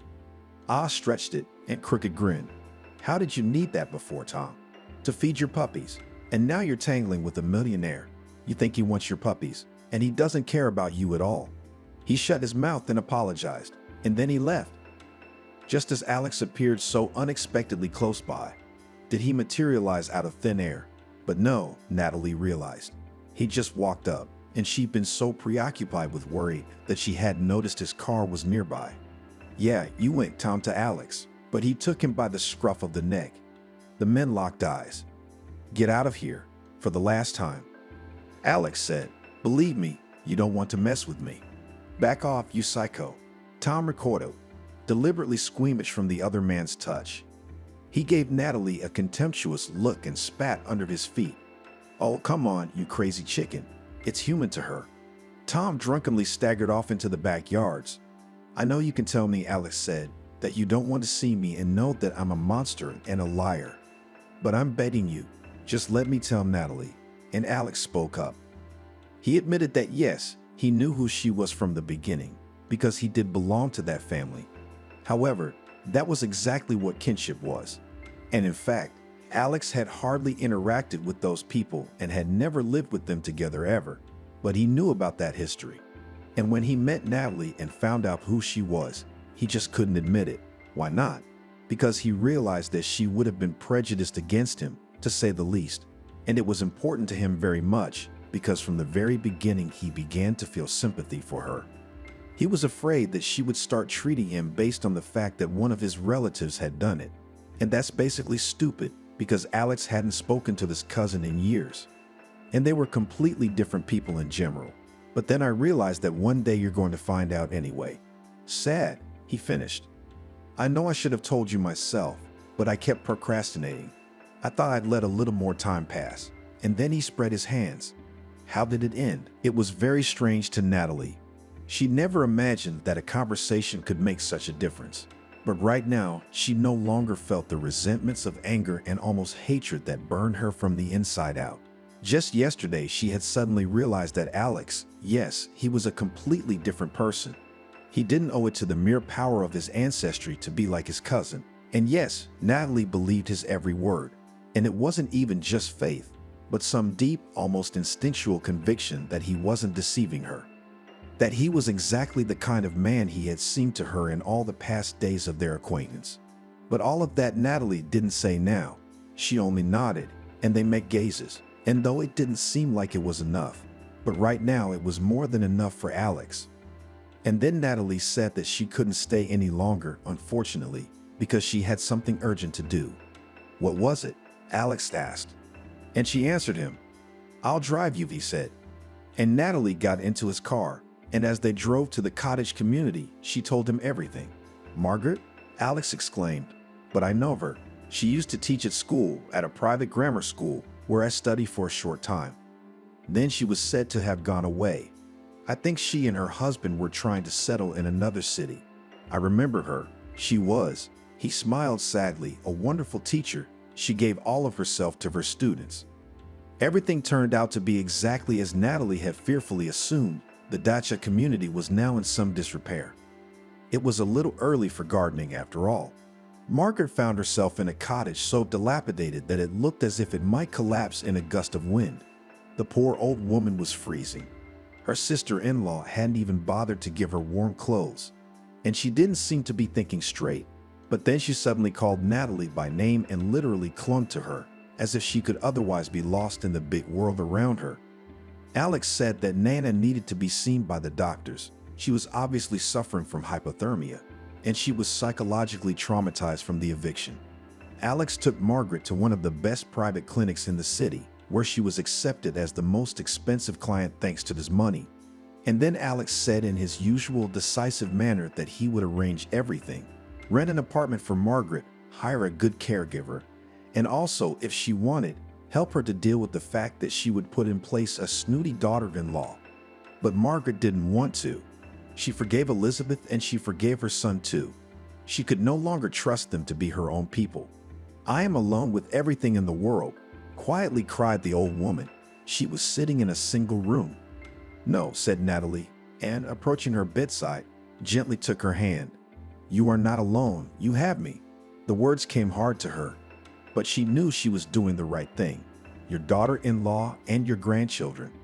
Truth. Margaret's hopeful eyes dropped. Yes, Natalie smiled at her. And if you want to, you can move in with us after the hospital. You did the right thing, Alex said. When he and Natasha left the room, Margaret was resting, finally catching up on her sleep. I hope so, sighed Natalie. Did I really have a choice? You always do. You could have just agreed to let me take care of her, provide for her at her age.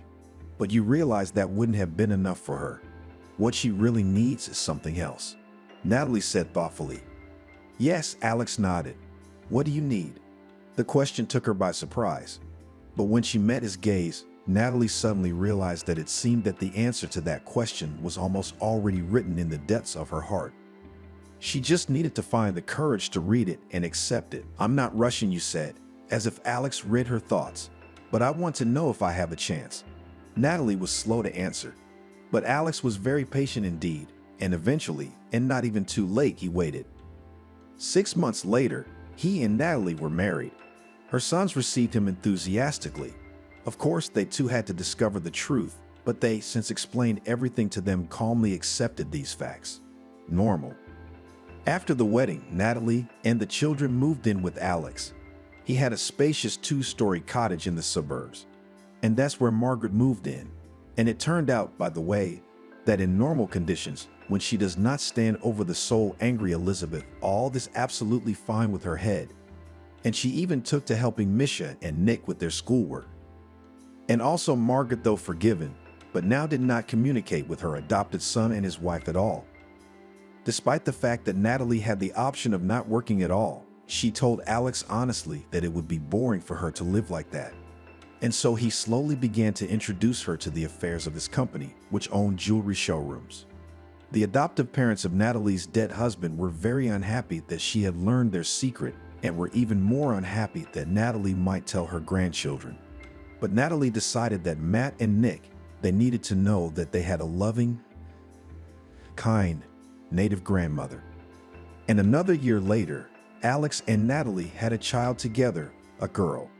And although Alex really wanted to name her something in honor of a gemstone, such as ruby or amber, Natalie finally persuaded him to choose a more appropriate name, and the girl was named Grace. And with the birth of the baby girl, the little family felt completely and utterly happy. The sea breeze playfully fluttered the curtains of the wide-open windows in room 13 of the Albatross Hotel. The dark blue sky, which seemed unrealistically low, was studded with 1,000 stars. Cindy sat on the edge of the bed and stared out into the night's height and infinity, swallowing her tears and trying not to pay attention to the way her husband was struggling with the knot of his tie, pulling on a suit he'd hastily bought before a corporate party. "And that these hysterics to me no longer arranged," he threw, frowning at his reflection in the mirror. "Got it? Got it?" Cindy sighed and sniffled. This was supposed to be their first family vacation, and it turned out Harvey was leaving her for a mistress. He generously promised that he'd be back in the morning so they could go on some excursion because, as he said to himself, he wasn't a monster to leave his redneck without a cultural program. "I picked you up on the street," grinned her husband, turning away from the mirrored door of the closet. "You're supposed to kiss my feet, so..." "Oh, Cindy, you better shut up. You're going to end up back in the dumpster. Got it?" "Yes," the girl nodded. Actually, she would never have said that out loud, but over the last 6 months it had begun to seem to her that if she were a dog, she would be more inclined than any other dog to memorize and obey every command perfectly. Because it was this obedience and following orders that her own husband now constantly demanded of her. Cindy was born in a small mining town and was around orphan mom, and dad died when the girl was 6 years old in a car accident. She was saved from the orphanage by a great aunt, and in principle, though she did not spoil her with affection, but did not offend her. But then she also passed away. A short-lived cancer took away the last close person neatly under Cindy's 18th birthday. In the meantime, the house they lived in had fallen into disrepair and was about to be declared an emergency. Cindy had just graduated from high school and was struggling to make a living, doing anything to get paid. Harvey came to town on a business trip. He was a senior manager for a trucking company. Once he went for a snack in a local cafe, but in fact in an inexpensive canteen, and naturally, as a sophisticated service resident of the big city, was terribly dissatisfied with everything. Cindy worked there as a waitress, served his table. She took all the claims, apologized, and then, along with tips, she fell on her tray a note with a phone number. And she called it, and then Harvey asked her out. And on the third date, he told her what he wanted. And he wanted to ask her to marry him. He immediately voiced his attitude: serious relationship, a strong family, where the wife is engaged in the house and husband, and not spinning her tale, building her career, or some other nonsense doing. Harvey wasn't a clairvoyant and didn't have the talents of FBI profilers, but he vividly recognized Cindy as inexperienced, timid, and most importantly, driven. Just the kind of woman he needed. At first, Cindy felt like Cinderella, who had lived to see her happily ever after. She sincerely tried to please her husband in everything, and his discontent, reproaches, and admonitions were taken for granted and even useful, because she had to learn to be a good wife. Harvey decided how much to allocate for food, clothing, entertainment, and himself. By the way, he always kept in priority. 3 cutlates on a plate for him, 1 for his wife, a new sheepskin coat for winter, because the old one had frayed sleeves. Boots. My husband frowned once. Then, you put on 2 socks in the fall and it will be fine. Where do you have to go so much? To the store. Nothing. Our grandmothers wandered around in felt boots and sang songs. So, stop fooling around, Cindy. Don't make me feel bad. In the 3rd year of marriage, Cindy tried to talk about how she should get an education. Well, maybe at least learn to be a manicurist. Then she could get a part-time job in her spare time. Of course, she'd have to buy materials, she said with a shy smile, after a particularly delicious lunch, when she'd baked her husband's favorite charlotte for dessert, which Cindy hoped would make him feel better. But it would all pay off quickly. And then, what did I tell you? Harvey lowered his voice. What did I teach you? What kind of manicure, I ask you? Well, I could still learn to be an accountant and work from home, Cindy said sadly. A wife should obey her husband and do everything for him. Harvey shouted and banged his fist on the table so hard that all the dishes clinked, as if they too had realized who was the master of the house and who was not to be crossed under any circumstances. Cindy didn't. She thought for the first time that her husband was being unfair to her. She couldn't understand what was wrong with her wanting to be able to earn money too. Things could happen. Maybe he'd lose his job, and while he was looking for a new one, her penny would come in handy. And then, Cindy was terribly afraid to admit it, but sometimes she wondered what would happen to her if one day Harvey fell out of love with her. What would she do then? She didn't even have a place to live in her hometown. They'd sold it as soon as they were married, and the proceeds went into the family budget. What did they buy with it? I think they upgraded Harvey's car and took in appliances. However, Cindy tried to chase such harmful and also ungrateful, stupid thoughts away from herself. After all, on the whole, their marriage was normal. Yes, that was the definition she most often thought of. And she also tried with the diligence of a lost traveler in the winter woods, trying to keep the fire burning, to do her part to make sure that nothing threatened the marriage from her side. Because Cindy loved Harvey after all. Yes, things had gotten complicated at times in their relationship. But how many other moments were there when it was enough for her to cuddle up to her husband in the evening, to take shelter under his strong arm, and the whole outside world seemed to disappear, to melt away. Only the two of them remained, and it seemed that all the difficulties were just vanity and trifles. But love, real and strong, was still there in their union. It's just sometimes hard to see it behind life's troubles, stresses, and all that. So when 3 months ago Harvey announced that they would go on vacation and to the sea, Cindy decided that now, perhaps, she should consider herself the happiest person in the world. She wouldn't have dared to ask about it directly, but she thought it was Harvey's way of making amends for all that had gone wrong between them. He even, by the way, gave her a good amount of money to go shopping, because it was necessary to take a new swimsuit, beach towels, sunscreen, travel. By the way, Harvey, that is called, snatched a gorgeous last hop tour to a small island country south of India. The manager in the travel agency lulled Nightingale Country. This relatively recently decided to open for tourists and get there, in fact, was a huge success.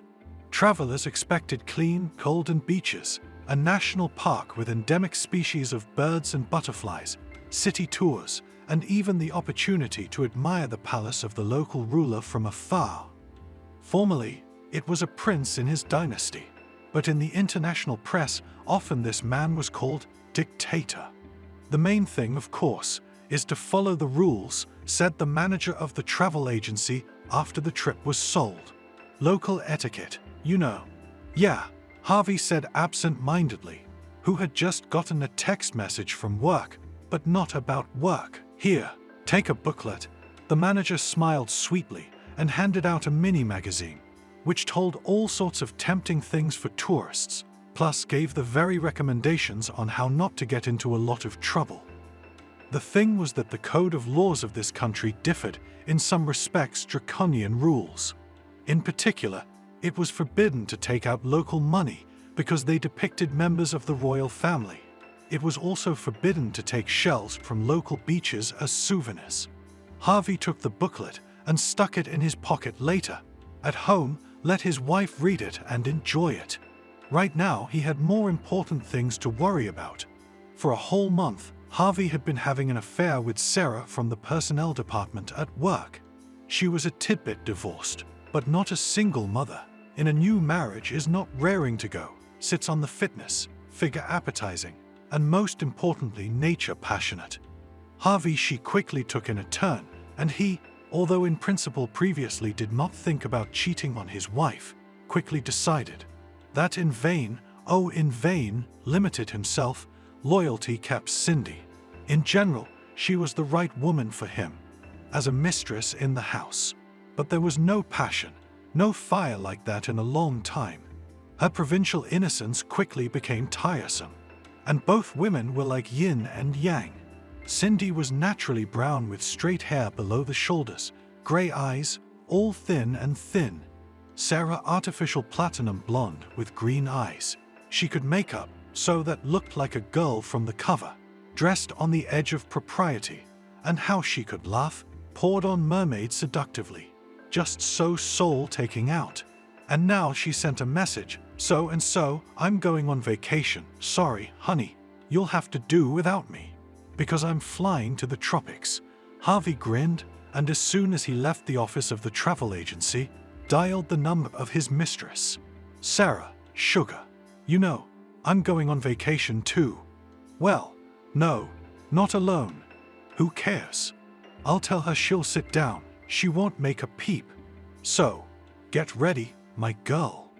In general, Harvey was not going to cheat on vacation so quickly, he thought, the first couple of days really spent with his wife, and then as a dessert to the mistress. But in the evening, when he reached for Cindy, she suddenly turned away, saying that she was tired after the road, that she was nauseous because she'd eaten something wrong, that she had a headache. Harvey was in a different mood, and when he realized he couldn't get any affection from his wife, he just snapped, because he didn't understand. I mean, can't you just be patient? He feeds and drinks this fool. He brought her to the seaside, and she turns her nose up. Her head hurts, you see. So it's her own fault that he's leaving now.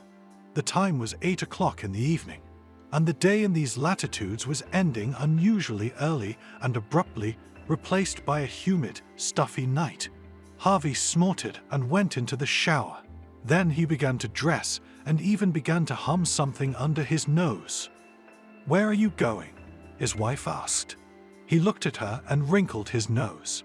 She was pale, with bags under her eyes, wrapped under a blanket as if she were freezing, her face wrinkled with displeasure. "Go for a walk? Or do you think I gave all this money to hang out with you?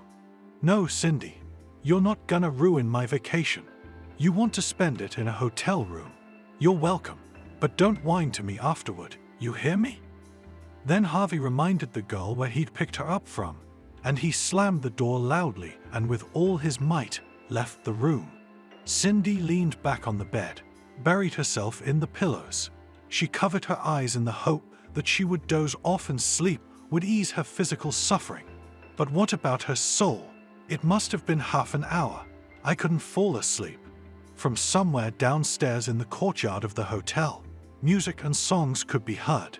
Cindy squeezed her eyes shut and wiped away her tears, imagining her husband coming back in the morning, and her lying there like an abandoned, old and unnecessary thing. And he would come back, bringing another woman's scent, as if imprinted with the traces of someone else's caresses. Cindy had long ago guessed that Harvey had a mistress. She'd begun to suspect it almost a month ago. It was like a strange female instinct kicked in. The husband was different. It was so subtle and yet so obvious that it was impossible to put the change down to anything else.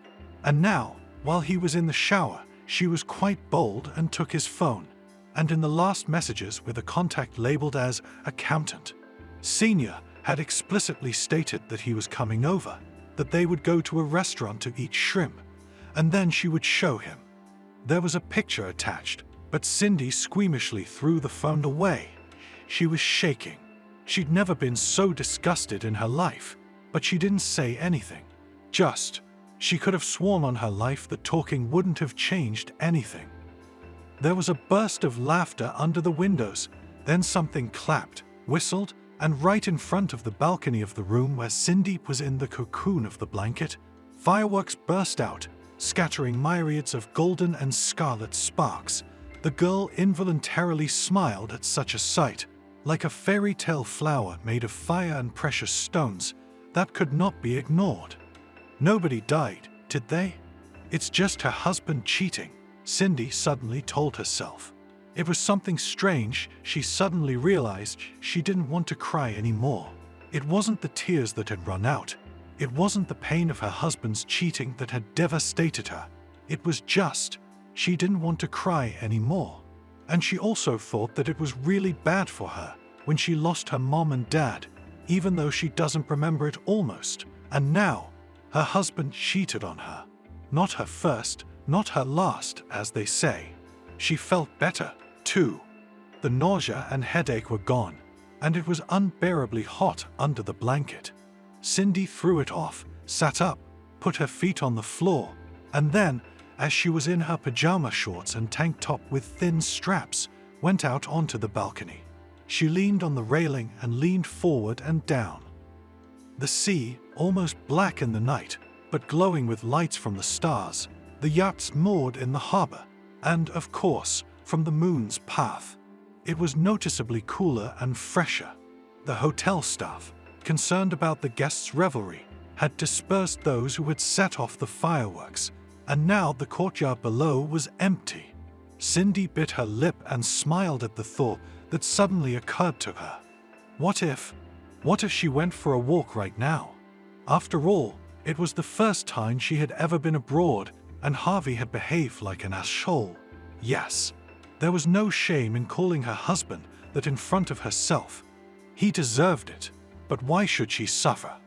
Oh, he would have been happy if she had stayed in the room until morning, but to his shame, she wouldn't. Soon enough, Cindy stepped out of the shower and opened her closet. In general, her closet, even updated for the vacation, did not shine neither expensiveness nor variety. The girl for the first time so frankly thought about the fact that she all these years as it ignored the needs of many other women. For example, the need to dress beautifully, fashionably, to her own taste. She was an idiot, Cindy told herself. You really should have thought of that before. That if you want financial freedom, you have to be able to earn it yourself. Sighing at the years of marriage full of mistakes, Cindy took down the rack with the little black dress. She'd bought it for last New Year's Eve and had worn it out with her husband. It was a simple slip dress with an elegant boat neckline and a palm above the knee, with short sleeves that exposed her shoulders. After changing her clothes, the girl took a little mascara, a smoky pencil for a short arrow on her upper eyelids, and a transparent cherry-colored gloss on her lips. Cindy didn't normally wear heels, but she was going out, so she wore black shoes with a thin stiletto heel and a silver strap around her ankle. There wasn't much cash in her purse because they were on vacation and Harvey had said that his wife was a fool and would get screwed over, so he would pay for everything himself. But she had some change, and Cindy hoped it would be enough for one cocktail. Non-alcoholic, of course. Cindy never drank anything stronger than kefir. By the way, she annoyed her husband because their couple at the same New Year's Eve parties became the object of jokes. Going down in the elevator to the hotel lobby, Cindy remembered that she had forgotten her phrasebook, but she hoped that for sure in the cafes and in general around many people probably speak English quite well. It was the second main language of the country after the local language, which was an intricately woven linguistic heritage of French, Portuguese, as well as local dialects that had been spoken in the area before European colonization. When we were just about to go on the trip, Cindy, by the way, told her husband that she knew English well at school, she had his in it, and then she was fond of it, purely for herself on the internet, studying with free materials. But Harvey put her in her place and said that she was a provincial fool and not to embarrass him there. He said that he himself would communicate with everyone he needed to, and in a phrasebook. Actually, Harvey didn't know English. More precisely, he knew, as Cindy was tacitly convinced, at the level of how do you do, and no more. Leaving the hotel lobby, Cindy followed the stone-paved path through an alley of tall shrubs. The white and lendenza pink flowers, which did not close even at night, exuded a sweet, candy-like fragrance. "We're closed, miss." The waitress waved her hands guiltily as she greeted her late guest at the closed doors of the cafe, where Cindy had hoped to spend her time over a coconut cocktail she had selected from the menu, having browsed online while on her way here. Fish poisoning in one of the guests, we're checking the entire kitchen and the supplier. We're off today and tomorrow too. "Oh, that's how it is," sighed the girl. There was only one more restaurant on the territory of the hotel, but it was there, judging by the text message, her husband had a date with his mistress, and naturally, Cindy had no desire to run into them there by chance. Do you know if there's anything else nearby? A cafe or something?" "Of course," smiled the waitress. "Across the street is the Velvet Restaurant." Cindy shook her head. She couldn't afford a restaurant. The waitress didn't know about her financial difficulties, of course, but she realized that this was not the right place for her. So she named another restaurant, a karaoke club, and a nightclub on the beach, which was about 10 minutes away along the promenade. The last option seemed to Cindy to be the best. In general, it was absolutely not in her habit to go out for a walk alone. Without her husband, especially at night, she would never have allowed herself to do that before. Nor, of course, would Harvey. But now it was different. It was as if Cindy had received a golden ticket that allowed her to break the unwritten rules of behavior of a good wife. The entrance to the club was unexpectedly crowded. The security guard, a tall black guy, let people in without any hurry and turned some of them aside.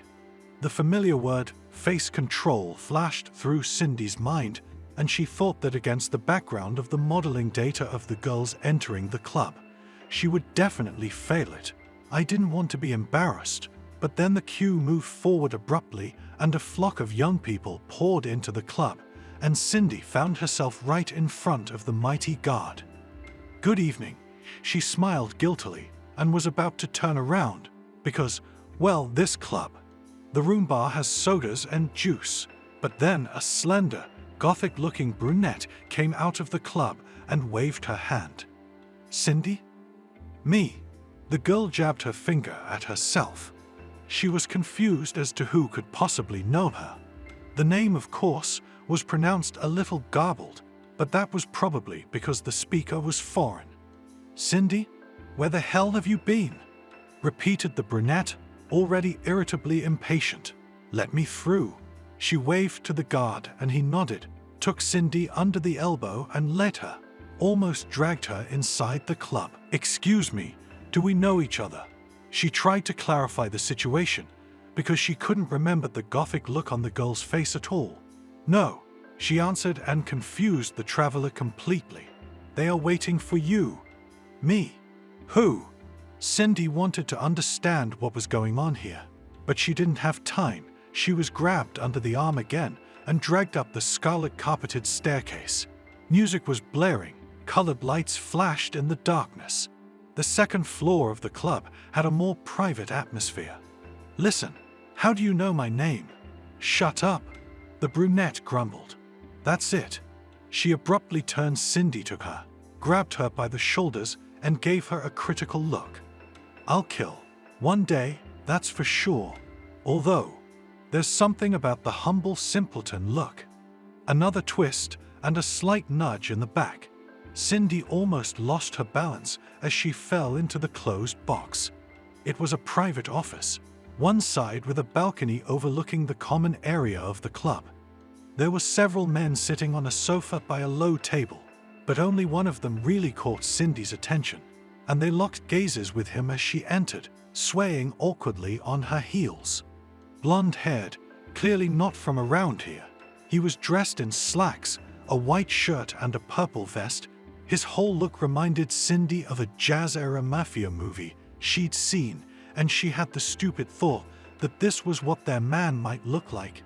"Wow," said the bald guy sitting next to the blonde guy with a toothpick in his mouth. "You're just in time, baby." Cindy rounded her eyes. Now she was sure there had been a mistake, because she didn't know any of the four men. "Show some class, baby," exclaimed the other one in the wrinkled light-colored suit, who had clearly had more than enough to drink if you wanted to stay sane. And then he pulled out his wallet, took out a wad of bills, and waved them in the air, beckoning Cindy to him. "You're yummy." Something began to dawn on the girl. A crowd of men, she's alone. There is still an elevation near the table with drinks and appetizers that looks like a large bollard, and a pole in the middle of it. It looks like they were waiting for the girl too. Cindy felt a blush of shame flood her face as she was mistaken for a stripper. But why? Was she dressed so shamelessly? Not really. Compared to many of the other girls in the club, she was modest.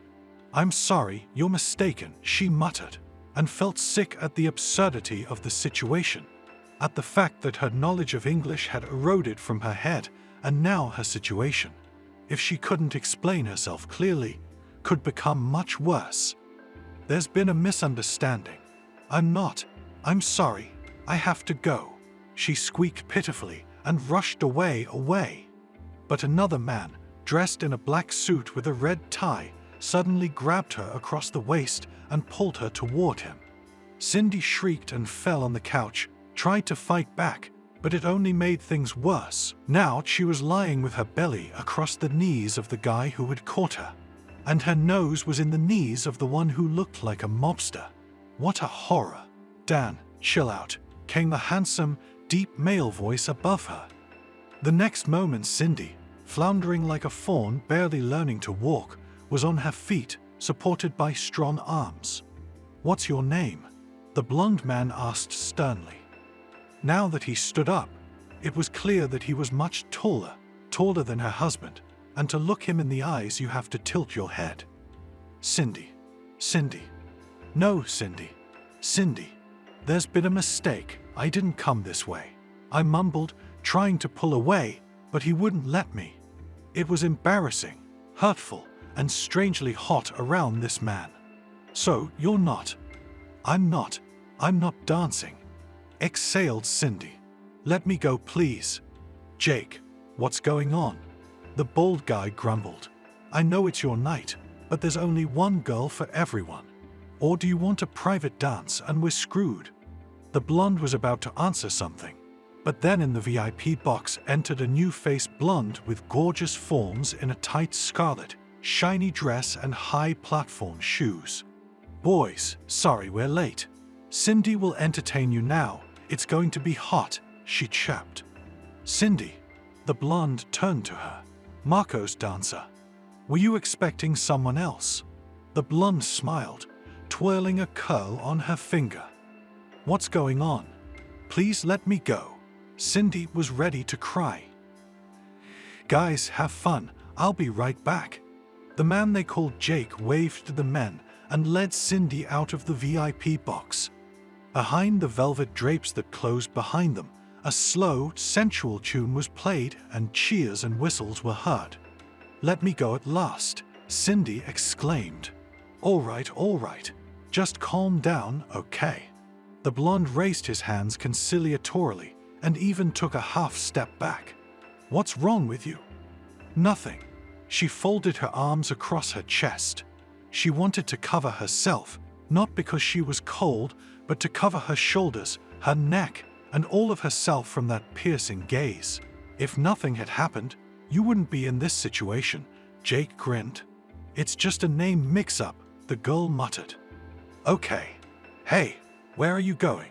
When Cindy tried to sneak out again, now she was lying with her belly across the knees of the guy who had caught her, and her nose was in the knees of the one who looked like a mobster. What a horror. Dan, chill out, came the handsome, deep male voice above her. The next moment Cindy, floundering like a fawn barely learning to walk, was on her feet, supported by strong arms. What's your name? The blonde man asked sternly. Now that he stood up, it was clear that he was much taller than her husband, and to look him in the eyes you have to tilt your head. Cindy. No, Cindy. There's been a mistake. I didn't come this way. I mumbled, trying to pull away, but he wouldn't let me. It was embarrassing, hurtful, and strangely hot around this man. So, you're not? I'm not dancing. Exhaled Cindy. Let me go, please. Jake, what's going on? The bald guy grumbled. I know it's your night, but there's only one girl for everyone. Or do you want a private dance and we're screwed? The blonde was about to answer something, but then in the VIP box entered a new-faced blonde with gorgeous forms in a tight scarlet, shiny dress and high platform shoes. Boys, sorry we're late. Cindy will entertain you now. It's going to be hot, she chirped. Cindy. The blonde turned to her. Marco's dancer? Were you expecting someone else? The blonde smiled, twirling a curl on her finger. What's going on? Please let me go. Cindy was ready to cry. Guys, have fun. I'll be right back. The man they called Jake waved to the men and led Cindy out of the VIP box. Behind the velvet drapes that closed behind them, a slow, sensual tune was played and cheers and whistles were heard. Let me go at last, Cindy exclaimed. All right. Just calm down, okay? The blonde raised his hands conciliatorily and even took a half step back. What's wrong with you? Nothing. She folded her arms across her chest.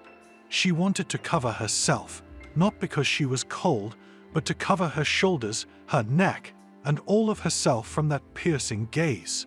If nothing had happened, you wouldn't be in this situation, Jake grinned. It's just a name mix-up, the girl muttered. Okay. Hey, where are you going? When Cindy tried to sneak out again, actually, I just picked a normal place to have a little talk, Jake said, and I didn't mean to. So you're the kind of woman who won't let you pay for yourself. What about without the subtext? It's not a date, really? I'm sorry, but I wouldn't be flattered if a woman fainted in front of me. Bowing her head low, Cindy nodded and stomped over next to her. How embarrassing. No, she wasn't the type to pay for herself. If only because it had been a long time since she'd had her own money and her spouse had paid everywhere. She'd heard about this place, fancy, impossibly expensive, and tables booked almost ahead of time. Mr. Wilson, welcome. The receptionist rushed up to them. At last you have honored us with your attention again. You and your lovely companion. The receptionist gave a second half bow to Cindy, and she gawked. I guess this Jake guy is famous around here. A table where it's quieter, the blonde man threw in. Yes, of course. Would you like a view of the harbor? Jake nodded. They were escorted to a table by the window. It was elegantly set with a fancy, ornate arrangement of live. He was born in Alaska. His father was a motorboat repairman, and his mother was a school nurse. Jake graduated from Harvard, becoming a lawyer specializing in international law. He began to build a career in one of the firms in New York, but then on vacation decided to visit these islands and just fell in love with the tropical flavor of local life. He decided to try to find a job here, and he found one. And now for 3 years he has been here, slowly combining, in fact, endless vacation and career. Sounds like a fairy tale, Cindy smiled. From the outside, Jake nodded. But in reality, sometimes I don't leave the office for a week. Today was my day off. And I blew it. Friends can wait, but a damsel in distress can't. I'm not a damsel in distress. Well, then what are we doing here? And by the way, what are you going to do next? We're flying back in 10 days. Do you have a good divorce lawyer? What? I didn't think. Cindy swallowed hard. About divorce. Do you love him? It was a very simple question, and yet unbearably difficult, and even more so when it came from a man she had met under such strange circumstances. It's very personal, Cindy replied. Thank you for buying me dinner. Will you let me walk you out? Cindy nodded. Can I have your number? Don't take this the wrong way, but I think we should still talk about everything. Cindy dictated the number. Everything she had experienced in the last couple of hours was starting to feel like a dream. Too many emotions, and not the most pleasant ones. And then, suddenly, like in a movie, a mysterious stranger gives her a helping hand. Jake paid the bill and walked out of the restaurant. He led her to a car, and although Cindy didn't know the make of the car, she realized it was something very expensive. Said to bring it up from the club parking lot, he explained, opening the front passenger door in front of her. Buckle up. He threw her a stern look, since Cindy didn't do it right away. The fine for not wearing a belt on a passenger is $2,000 plus 12 hours of community service. The passenger pays. The local government is very sensitive to safety issues, and all the deaths that have occurred on the island are believed to attract bad luck to these lands. So they warn them as best they can. Cindy hummed and hurried to buckle herself in. She was glad in her mind that Harvey wasn't going to rent a car here. He had a habit of not wearing his seatbelt and called his wife a coward if she remembered to do so. As they drove up to the hotel, Cindy thought about what would happen if her husband saw her with another man. She'd never given him any such reason until this evening. But when they'd said goodbye to Jake, when she'd gone up to her floor and entered the room, empty as expected, she suddenly realized that it would probably give her a prickly, vindictive pleasure. And then Cindy just wanted to sleep, the dense dinner, and the generally tired body, for which the long flight had only ended the previous morning. She fell asleep as soon as her head What? He gave her a strange look. It's okay, don't start, and he shrugged his shoulders, dropping her hand. Cindy thought with irritation that her husband always managed to ruin every good thing they'd done that seemed to bring their family closer together. And then, involuntarily, it was as if someone had forced into her head the idea that a little trip to a tropical paradise with Jake would have been different. Lucky someone. Sighed Cindy silently about the blonde lover, which of course he already has. Well, all will appear soon. Such men do not stay on the beach for long. Finally, they returned to the beach. The guide offered everyone snacks and soft drinks seized in advance from the main island and waiting for tourists in cooler bags on the boat. The guide caught the hand of an elderly lady, I think she was from Germany, when she wanted to pick up a pebble from the beach as a souvenir. From his hurried speech, Cindy realized that it was forbidden to take the pebbles out of here specifically, doubly threatened with some draconian fine. The German tourist frightenedly returned the stones to their place in the surf. Finally, it was time to go back. What happened? The same German lady got excited as the boat approached the pier where it had originally left. I returned those stones. I don't think that's on you, Cindy reassured her. Well, it's not for all of us. Something serious must have happened. The thing was, there were people on the beach. Cindy didn't know much about it, but they seemed to be local authorities, like the police. The girl opened her eyes and Jake was among them.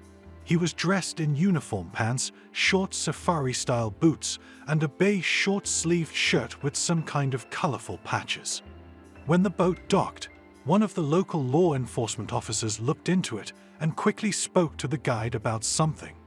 He turned white and turned to his fellow travelers and translated the orders into English. "I need you all to hand over your backpacks and bags. It won't take long. Right now, please." A disgruntled murmur spread through the company of vacationers. "What the hell is this?" Harvey frowned. "They don't have the right." Cindy, who had already handed over her light cotton backpack, in which she carried water, bug spray, and other necessities, smiled reassuringly at him. "Honey, don't worry. It's just a formality." "Why should it be?" Harvey snapped at her and averted his eyes. "Translate that, please." The guide turned to Cindy. "The National Park Rangers have learned that there are poachers on Pirate Island. The island is closed to the public as of today. We were the last ones to arrive. They are checking everyone returning from it.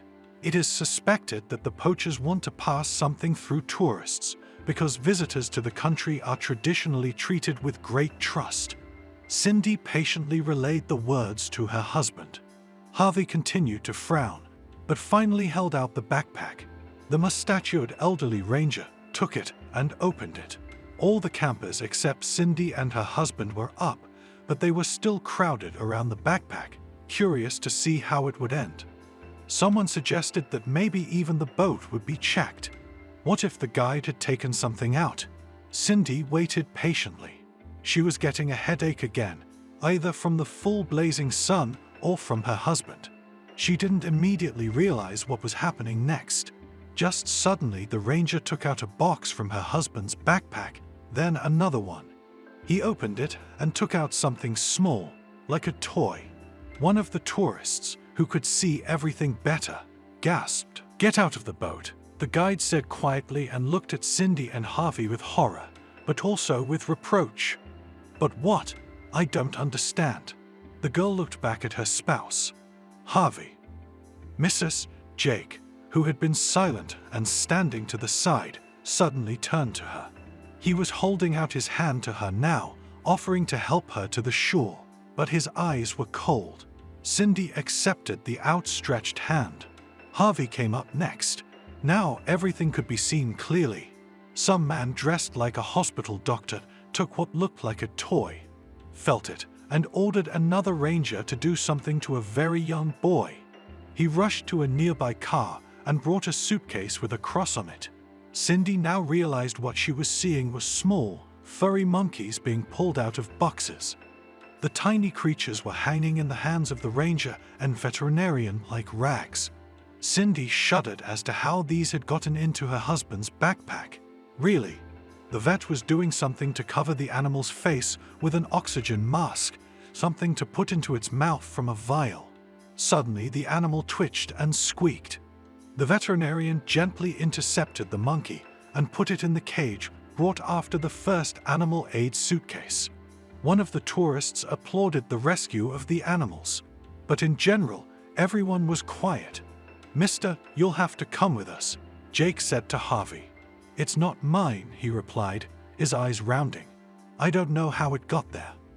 "Mister, you have to come with us," Jake repeated with pressure and turned to Cindy. "Translate to this man, Mrs., that we just want to get to the bottom of this." Cindy spent the next few hours, after her husband, of course, had to get into the ranger's car and drive to their office, in a fog. She didn't see Harvey, who was talking to him in a separate room somewhere. And she was sitting in what appeared to be the reception area. And she couldn't accept reality. Yes, her husband wasn't perfect, but to believe that he would do such a thing was just impossible. "Mrs. Douglas," Jake called her by her husband's last name, "we need to talk. Would you be so kind as to come with me?" The girl nodded and stood up. She followed the blonde man into the office, and judging by its size, and the fact that he sat at the desk with no one else there, she assumed he was some kind of boss. "So, I want to hear your side of the story." Jake switched to a more familiar style of speech. "I don't know what happened. The girl said, "We were just on a field trip, and Harvey took it this morning. He didn't even ask me. We were walking with the guide all." Cindy blinked, feeling like crying. And then, "I don't know. Harvey would never. Your husband took part in smuggling an endemic species of marmoset." Jake leaned back in his chair, folded his arms across his chest, and gave the girl across from him a mocking, icy stare. "I doubt they took the sleeping pills themselves, lay in the boxes, and dropped into his backpack like ripe coconuts." Cindy didn't recognize him. The man who was in front of her now looked nothing like the man who had taken care of her so unexpectedly and warmly yesterday. And it was certainly not because he had taken her to a restaurant for nothing, but he had shown ordinary human participation. He had listened to her. He wasn't indifferent. "You don't think..." This sudden realization was frightening and insulting at the same time. "That I'm in on this too?" Jake said, and smiled. "That's an interesting idea. Actually, I had that theory. I even wondered if our meeting yesterday wasn't a coincidence. But on the other hand, you didn't ask me anything about the operation of our parks. You didn't try in any way to gain my special favor." At his last words, Cindy felt her cheeks flush again. "So I think, given what you've been saying about your husband, maybe you had nothing to do with it." "Of course I had nothing to do with it," Cindy exclaimed. "I didn't even know we were going to this island." "Your husband didn't buy the tour, by the way. He was given 2 tickets. A woman named Sarah. You know her?" "Yeah," Cindy nodded. She's my husband's mistress.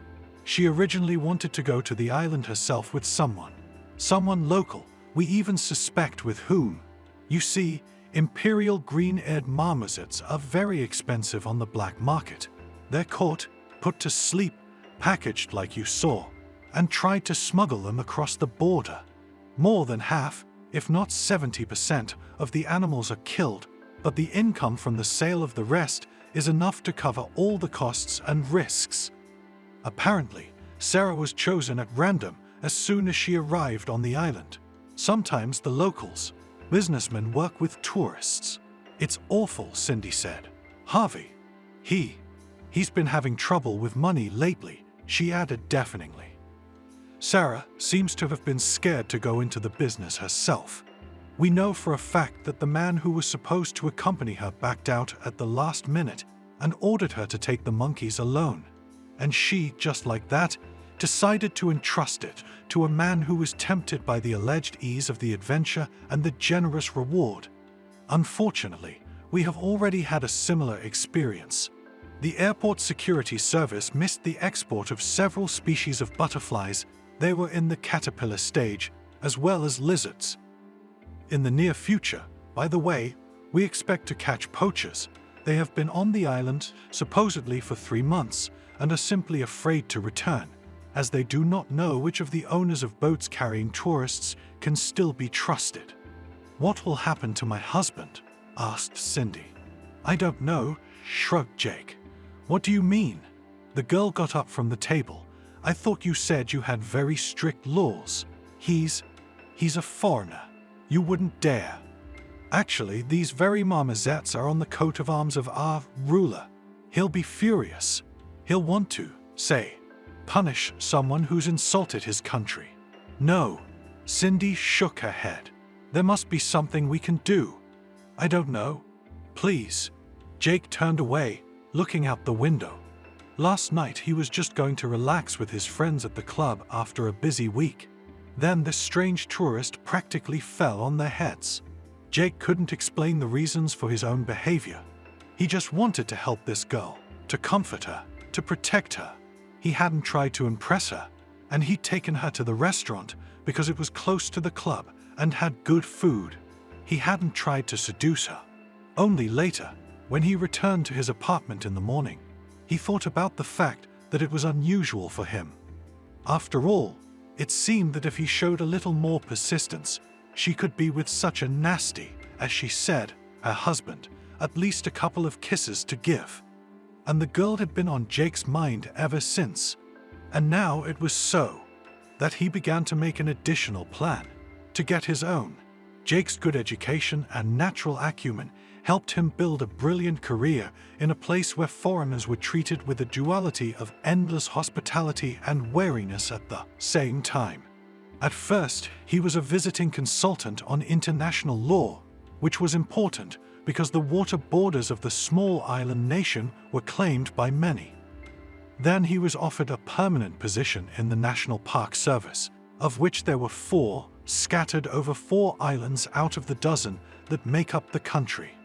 2 years ago, as a lawyer, Jake had been involved in a successful case in which a neighboring country had paid a large compensation for trespassing by its fishing trawlers, causing great damage to coral reefs. The sole ruler of the island country, who held the title of king like his father and his grandfather before him, had noticed the success of a foreigner so zealous for the natural well-being of the area. And he offered Jake not only a promotion, but also a lot of privileges, as well as simplified citizenship, while other foreigners could get it only for generous investments, for example, for starting a business that would provide jobs for the local population and taxes for the local budget. And now the woman sitting in front of him seemed to be begging him to do anything to save her husband. Jake grinned. The gray-eyed tourist was charming, but not enough to get everything from him just like that. "I can talk to someone," he said as if he didn't care at all. "Maybe your husband will just get off with a fine and being put on some list." "What list?" Cindy didn't understand. The list that could deny him a visa to neighboring island countries, for example. And that's it. The girl was relieved. "This is the first vacation we've taken in years. I don't think it's such a big loss." "The fine will be $50,000, Jake added, watching the girl's reaction carefully. "Plus your husband will be flogged in the main square, along with his mistress. She's under arrest, too." "What?" Cindy now thought her heart might stop on the spot. She couldn't call her husband perfect. She couldn't say Harvey was the man of her life or her favorite person in the world. But still, he was her husband, her family man. And at the thought of what could be done to him, and that money, they could never raise that much money from friends and acquaintances. So what do we do? Sell the apartment? It seemed to Cindy that all the air was gone from the room. She raised her hand, pressed it to her neck, rubbed it nervously, and sighed convulsively. A moment and Jake was sent a pleading look. "Please, isn't there anything we can do? We don't have that kind of money and you said you were a lawyer. Isn't there anything you can do?" "No, you can't." "What do you mean, you can't do it? It's not gonna happen." Charming panic. The blonde grinned and squinted. "What do you expect me to do? Go to the governor and tell him to forgive the smuggler because his wife needs it. And by the way, why is this so important to you? Isn't this all just retribution for treason? Anybody else in your position would be jumping for joy. Of course, paying the fine is bad enough. It's bad for your well-being too." Cindy was in a foggy haze. She saw Jake in front of her and saw him as her last Cindy. Please shook her head. Tears rolled down the girl's cheeks. Please, just something. I want to see my husband. Don't I have the right to do that? You know, I've already done something. I've talked to someone and assured them that you had nothing to do with it. You like animals, don't you?" "Yeah," Cindy nodded. "I would never." "I believe you. And I'm really sorry that our acquaintance took place and continued under these circumstances. But you know what?" Rising, Jake walked around the table and stopped in front of Cindy, a step away from her, a hard look in his eyes, a slightly lowered tone. "I'll see what else I can do. Let's meet tonight and talk about it, okay? Here." He quickly wrote something on a piece of paper torn from a notebook. "Come to this address at 10 o'clock tonight. And don't talk to the press, it'll be worse for you." The hours to the evening passed swiftly and yet painfully slowly. Cindy spent the rest of the time in her room. She was knocked on twice, once when she ordered room service and the second time when the porter told her that a member of the press wanted to speak to her. but she naturally refused. In the evening, Cindy called a cab and gave her an address. It turned out to be a residential complex in the center of the city, and judging by the serious security at the entrance and the appearance of the building, it was an elite one. The girl was stopped in the lobby and asked who she was, and then nodded, letting her in, clearly alerted to her arrival. Cindy consoled and encouraged herself Jake would definitely help. How could a man who had been so generous and friendly the first time they met do otherwise? He had been rude during the day. He was just on duty, worried about the monkeys. Stepping off the elevator, Cindy stopped at the correct suite number and pressed the bell button. A moment later, the door opened. Jake smiled at her. "Come in." Cindy looked around the apartment without much curiosity. Stone walls, leather furniture, lots of gray shades. It looked expensive, stylish, but it was cold, uncomfortable. "Can I pour you a drink?" a man asked, walking to the bar. "I don't drink, not at all," I replied. "Too bad." He grinned and poured himself some wine. Cindy sighed. She thought it was better not to talk about something so serious, something that was about to happen, not under alcohol. "Sit down," he pointed to the couch. The girl obediently lowered herself onto it. She put her purse on the coffee table with a glass top and folded her hands in her lap. "You?" I wanted to ask what he could do, but I choked on my words because Jake was suddenly very close. His hand slid down the back of the couch so that he was, in effect, putting his arm around the girl. "Tell me, how did you two meet? What did he win you over with?" Cindy thought it was rude to demand answers right away, so she decided it was okay to tell him a little more about herself. "You're such a silly girl," Jake grinned, setting down his glass of wine. "You're very pretty, aren't you? You could have found someone better. At least not after he took you." "What are you talking about?" Cindy frowned. "I mean, you think I should have looked for another man after Harvey did so much for me?" This practical, yet extremely cynical suggestion of how things could have been better for her angered the girl to the core. "I'm just saying that a smart woman always knows how to find what's best for her," he shrugged. "I just can't understand how you still love that guy. But, well, I guess there's something you can do in your case. The thing is that before the punishment, he will have to be examined by a doctor, and he may find out that your husband, for example, has a heart problem. Does he have that?" "Actually, he's healthy," Cindy thought, remembering. In such a case, the doctor can still say that it is impossible to punish the ruler, does not need that. Instead of a show flogging, there was an execution with the death of a tourist. It would be such a scandal, would spoil the image of the country. Cindy didn't say that such an execution was hardly good for the country's image. Right now, she clung to Jake's option with all her strength, all her hope. "Can you do it?"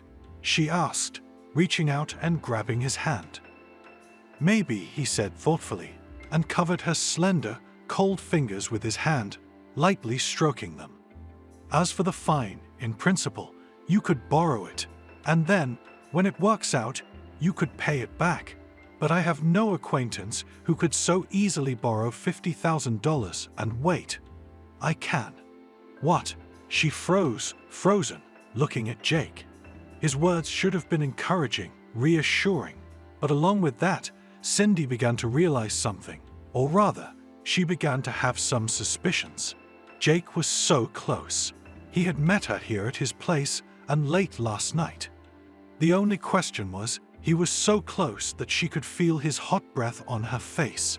"What are you willing to do to save your husband?"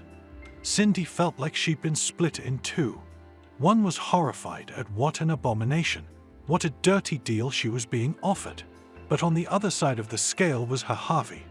And the other part of the girl, the more subconscious part, was crushed by the bitter realization that behind the attractive mask of this man was just a monster. Just a low man who had found a way to satisfy his desires no matter what. Against all odds, Cindy exhaled and moved forward, drawing Jake into the kiss. This night she tried not to meet his gaze because it hurt too much. This night she was just doing everything she could to save her husband. And she hoped she wouldn't be deceived. A week later, it was reported that 2 poachers had been captured on Pirate Island. In all those days, Cindy met with Jake many times, and not just for small talk. "Excuse me, Cindy Douglas?" A voice behind her made her flinch. Cindy was out for a stroll, just to walk the streets, maybe sit on the beach for a while.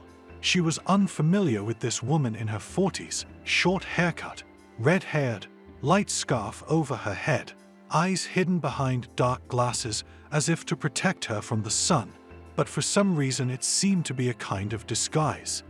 "You don't know me," the stranger smiled. "My name is Anna Colon. I'm a journalist." "Oh no." Cindy waved her arms, and not very politely, elbowed her way out of the crowd at the souvenir shop. "No interviews." "No, you misunderstood me." A member of the press came rushing after her. "I'm sorry for scaring you. I'm not here to question you about what happened to your husband. I want to help. I don't think you can help me." "You never know." Anna looked around. "Why don't we sit down?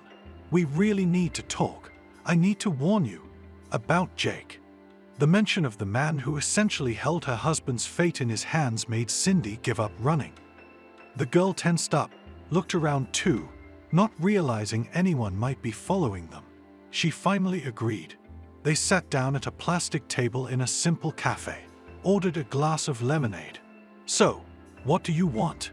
Cindy said, tapping her sneaker nervously on the sidewalk. "I know you've been seeing Jake Wilson lately.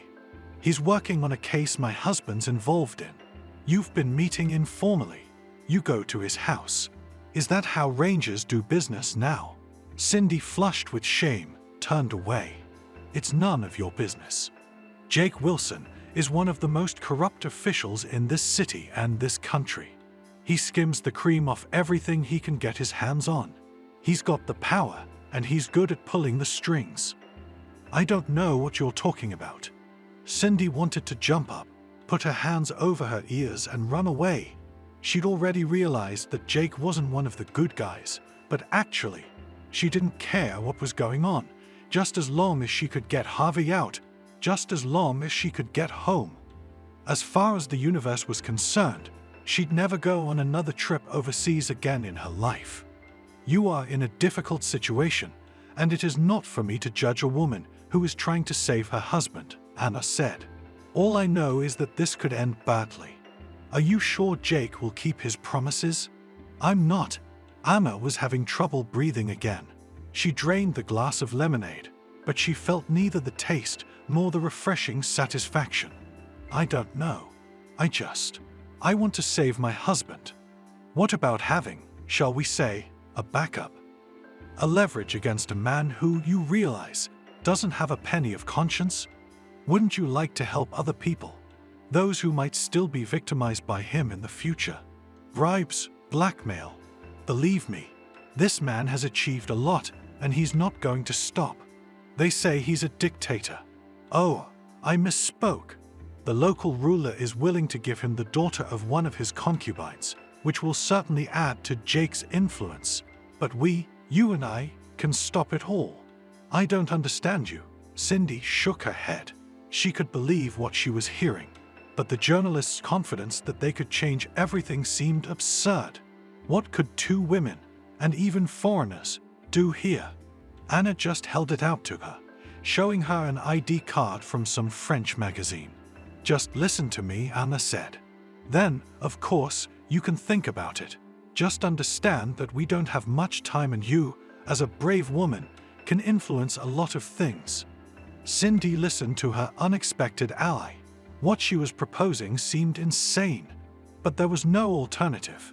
Cindy agreed. Anna clearly explained to her what had to be done and made her repeat the whole plan 100 times.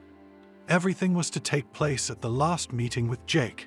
The next day, the ruler of the country was to decide personally what would be the fate of the tourists who had sullied themselves by their ungrateful attitude to the tropical land that had welcomed them. That evening, and part of the night Cindy spent at Jake's apartment. She chose the moment when he went to pick up a dinner delivered from the restaurant, which she had no appetite for. And when he returned, she spoke. She called him by name and found occasion to mention his surname. She said that she was grateful to him for using his power to trick her into saving her husband. She also said that she realized he had, in fact, forced her. But did she have a way out, a way to refuse such a powerful man? Cindy tried to get Jake to talk about what else he was doing, in terms of how he was still breaking the rules of the country where he was building his career so successfully. But he soon got bored of her chatter. The girl left as usual in the early morning and returned to the hotel by cab. The local ruler, a heavy, stunted man whose appearance was a bizarre combination of European costume and local traditional jewelry, replete with gold and precious stones, including a crown and rings, made a heartfelt speech on local television that he was happy that at last another corner of nature was cleared of criminals. He also announced that from now on the country will have to intensify its conservation measures due to the immoral behavior of the two tourists who had been so warmly welcomed. The governor said that Sarah had escaped the lashes because she was a woman, and Harvey would not be punished because he had a weak heart. The fine, however, was not waived for Sarah, and she was to remain on the island until she could find the means to do so. And for Harvey, the fine was paid and he could leave the country, and he had to. "Hi," Cindy said to her husband. From the moment they got off the boat, they met. In just an hour, the couple would be taken under guard to the airport to be officially escorted out of the country, so to speak. But now there was one more formality. Cindy and Harvey had to appear in person before the ruler of the island, and they had to kneel down and formally apologize. Each of them had been met in advance by a man from the palace, who had taught them the ritual phrases of apology in the local language, which, by the way, were not so difficult to memorize. Anna warned Cindy that everything would take place behind the closed doors of the ceremonial hall, where only the ruler and his guards would be present. She assured her that this was the perfect and only possible moment to carry out the plan. Cindy's tears came to her eyes and her heart ached when she saw her husband. She wanted to rush over to him. He was there, he was all right. But she, even though he had cheated on her willingly and openly, she felt that she had no right to do so. It was like she was dirty. Harvey gustily embraced his wife. "My darling." He was naturally unaware of the way he had gotten his freedom, and Cindy had sworn to keep that secret to herself forever. "It's all right. I'll be home soon." "What the hell are those bastards up to?" He frowned, speaking in a low voice and glancing at the guards around him. "Quiet, please." Cindy was afraid that something would happen for saying that. "Please, just say what you've memorized." Finally, the tall gilded doors swung open before them. But stepping over the threshold, Cindy almost shrieked because at the right hand of the ruler stood Jake. What is he doing here? Anna had said that the ceremonial protocol excluded any outsiders. Wasn't this a sign of fate to back off? But when she looked at Jake's face and saw the sneer on it, the contempt for her husband, and probably for her as well, she changed her mind. No, she would do it right, and then watch some more as he would be so strong and all-powerful. Cindy hadn't thought about what the ruler would do to a man who, in fact, for his own purposes, took dirty advantage of power and trust. But it would definitely be something bad, and she didn't feel sorry for Jake, not one bit. She and her husband walked to the throne and knelt before it. They lowered their heads and said a few phrases. Yes, it was a little clumsy, but foreigners are forgiven. Now they were supposed to stand up and walk out without looking up. Cindy took a deep breath. It was time. It was now or never. "Your Majesty, pardon me and let me speak." The guards reacted instantly, alerted and surrounded in a tight ring. In general, some of the guards of the ruler were modern, and some were as if they came from the Middle Ages, in national long motley suits, with curved swords on their belts and with spears decorated with feathers. "What are you doing?" The husband stared at the girl in shock and incomprehension. "We've been released already. I'm doing what I have to do, trust me." Cindy told him and turned back to the island's ruler. "I have something very important to tell you. It's about the safety of your power." The ruler frowned and gestured for the guards to stand down. "What do you want? Can we talk in private?" Cindy pleaded with him. "I swear, what I have to say is very important." "What's going on? What are you talking about?" Harvey panicked. His wife was speaking to the governor in English, and he, not understanding a word, was just afraid she'd say too much. They'd be punished again, somehow in this wild country. Jake leaned toward the king and whispered something to him. Cindy's heart sank uneasily, and nothing would work. But then the king made another gesture to the servant, and he said something to the servant, who scurried away. "You are allowed to speak," said the island master to Cindy. "But you will speak to me and in front of my counselor. Mr. Wilson has done much for the welfare of the island. I have no secrets from him." Cindy nodded. Maybe that's even better. He wouldn't understand a word of it, of course, but she could explain it to him later. And in general, she would be able to tell only part of the truth. Another person came into the room, a woman in a purple suit. "You will speak in front of your husband. What the wife says should not be a secret to the husband. It is the will of the gods," said the ruler sternly.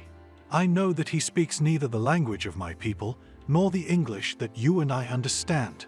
Every word will be translated with her help." He nodded at the woman in the suit. "She is a good translator and speaks yours among other languages. Speak." Cindy broke into a cold sweat. No. It would be revealed to her husband now. It was. She wasn't prepared for this at all, but it was too late to back down. Holding herself from a shattering tantrum with the mere thought that it would destroy Jake, she pulled her cell phone out of her purse and held it out to the ruler. "Your Majesty, here is a recording of my conversation with your counselor. Please turn it on now." The governor raised an eyebrow, clearly surprised. Jake gritted his teeth, turned white, and sent Cindy a searing glare. The girl was afraid he might try to knock the phone out of the king's hands altogether, to stop him somehow. But he didn't act. Didn't expect this? The bastard. Did he realize it was all over for him? The king said something to a servant who handed him and the interpreter headphones. Cindy understood why he wanted to listen in the original, and the guest specialist needed them to do simultaneous translation for her husband without interrupting one sound. What a nightmare. Harvey was about to open his mouth to demand an explanation, but then he just listened. Cindy wasn't looking at anyone. She was staring at the floor. It was unbearable. The girl cautiously took a step, another step away from her husband. He will forgive her, won't he? She thought, and it seemed so strange to want to cry, and at the same time as if there were no tears. "Oh, you bitch," bellowed her husband as the tape ended. Cindy shrieked, but her husband, who rushed to her, was held back by the guards who crossed his path with spade sticks. With her husband alive, she's going to another man's bunk. "Harvey, I was saving you," Cindy exclaimed. "Didn't you hear me?" "I heard that you told him." Harvey shook his hand and pointed at Jake. "You sang about what a man he was and how good it was for you." Cindy stepped toward her husband, not afraid of him at all. "I'm sorry, I just wanted tow." "Mrs. Douglas." The king's voice was menacing. Rising from his throne, he confidently, stamping his step, approached the tourists. "Just because you gave me this tape, what did you expect?" The king's face suddenly broke into a smile. Cindy blinked incomprehensibly.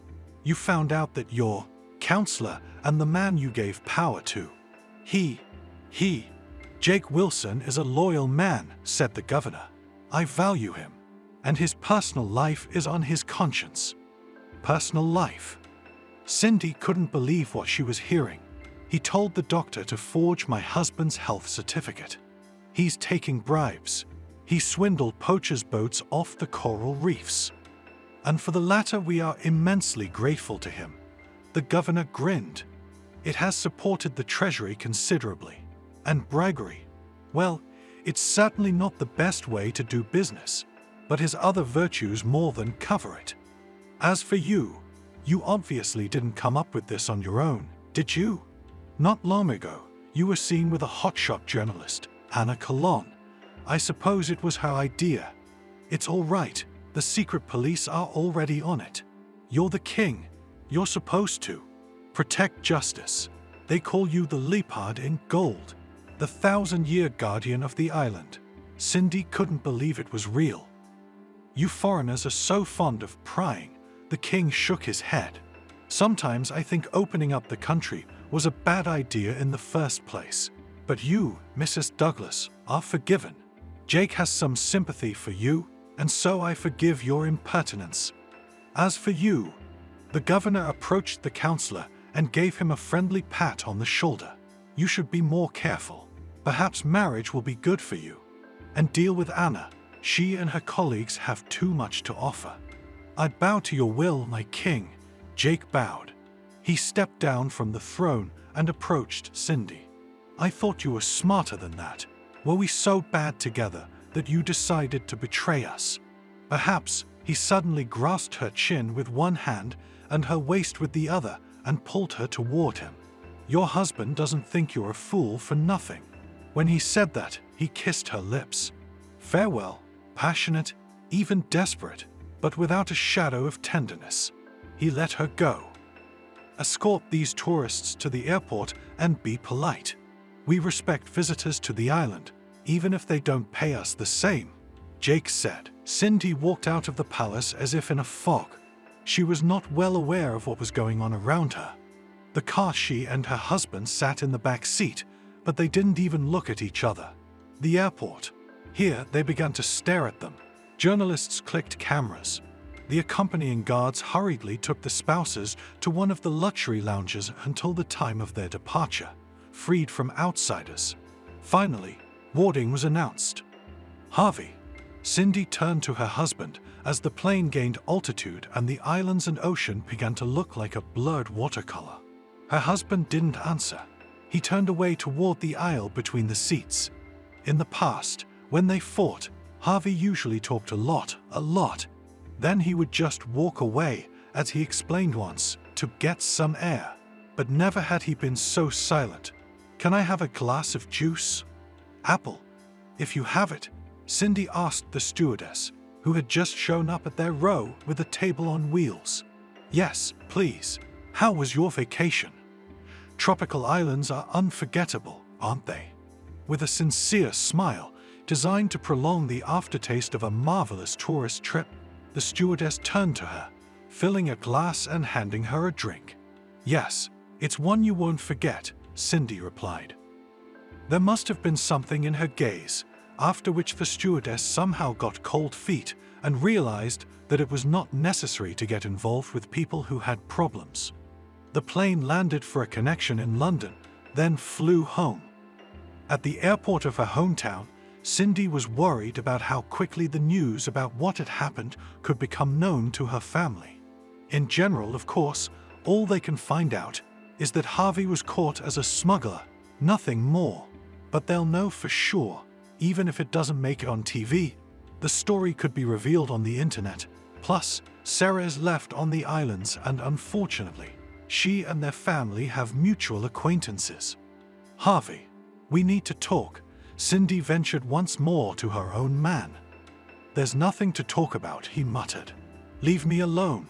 He waved her off. We live as we used to live. But living as before, of course, did not work out. Harvey's colleagues at work were the first to know about it because Sarah never came back from vacation. The fuss began. Almost immediately, all of the Douglas entourage learned about what Harvey had done. His parents had a heart condition, and it was all true. Cindy, no matter how she felt about her husband, had been on good terms with his father and mother during their marriage and sympathized with them sincerely. Naturally, she and her husband had questions about how they got out. Cindy stubbornly repeated yes, her husband had health problems.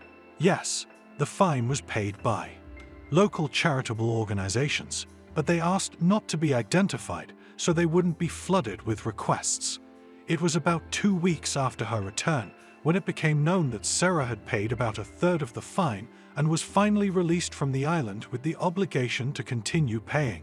She was fired from her job, and although the chief told everyone that she had simply stopped coping with her duties, his true opinion was also known. He didn't want to have a person on his staff who was involved in such a serious illegal case. Cindy and Harvey hardly spoke. All their communication was limited to the essentials. They no longer slept together. Her husband began to make his own bed in the hall. Cindy tried several more times to talk to him about everything that had happened.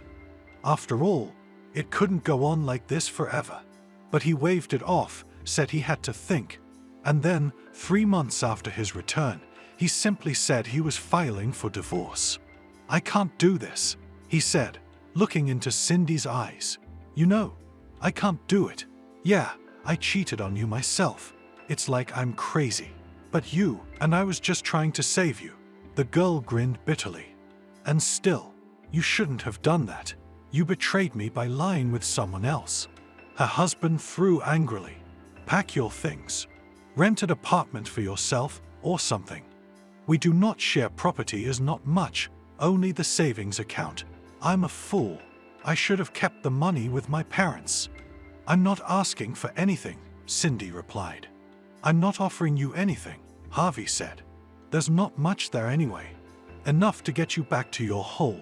Or are you going to stay here in town? You'll find someone. You're experienced now. Did you really like it with him that much?" Cindy's hand flew up and landed on the man's cheek. Harvey groaned and stared at her incomprehensibly.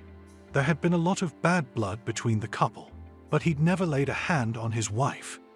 "Don't you ever talk to me like that again," Cindy said. She was calm outwardly, and inwardly.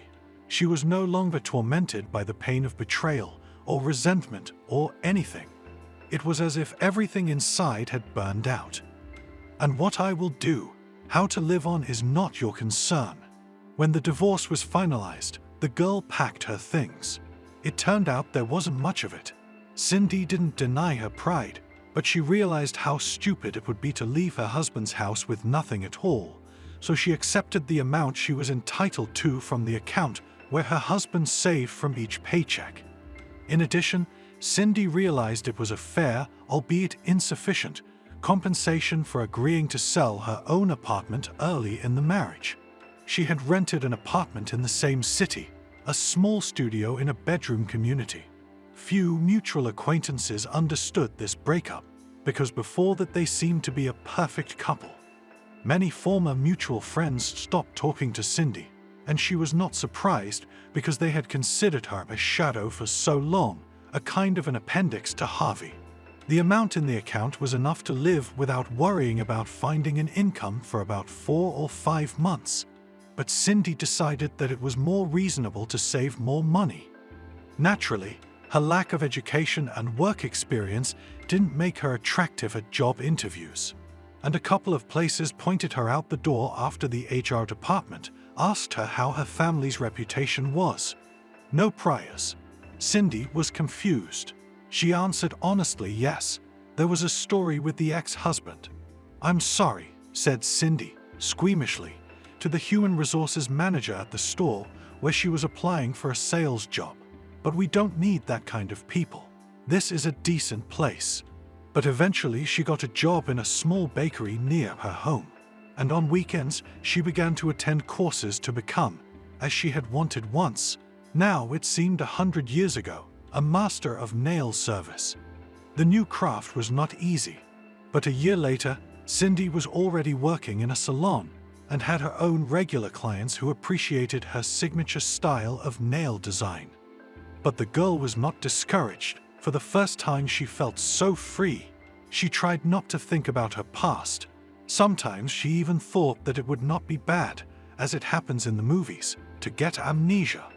Then, perhaps, the nightmares would stop tormenting her, in which Cindy dreamed of a jungle in flames, from which she had to rescue herself and carry a whole bunch of marmoset monkeys.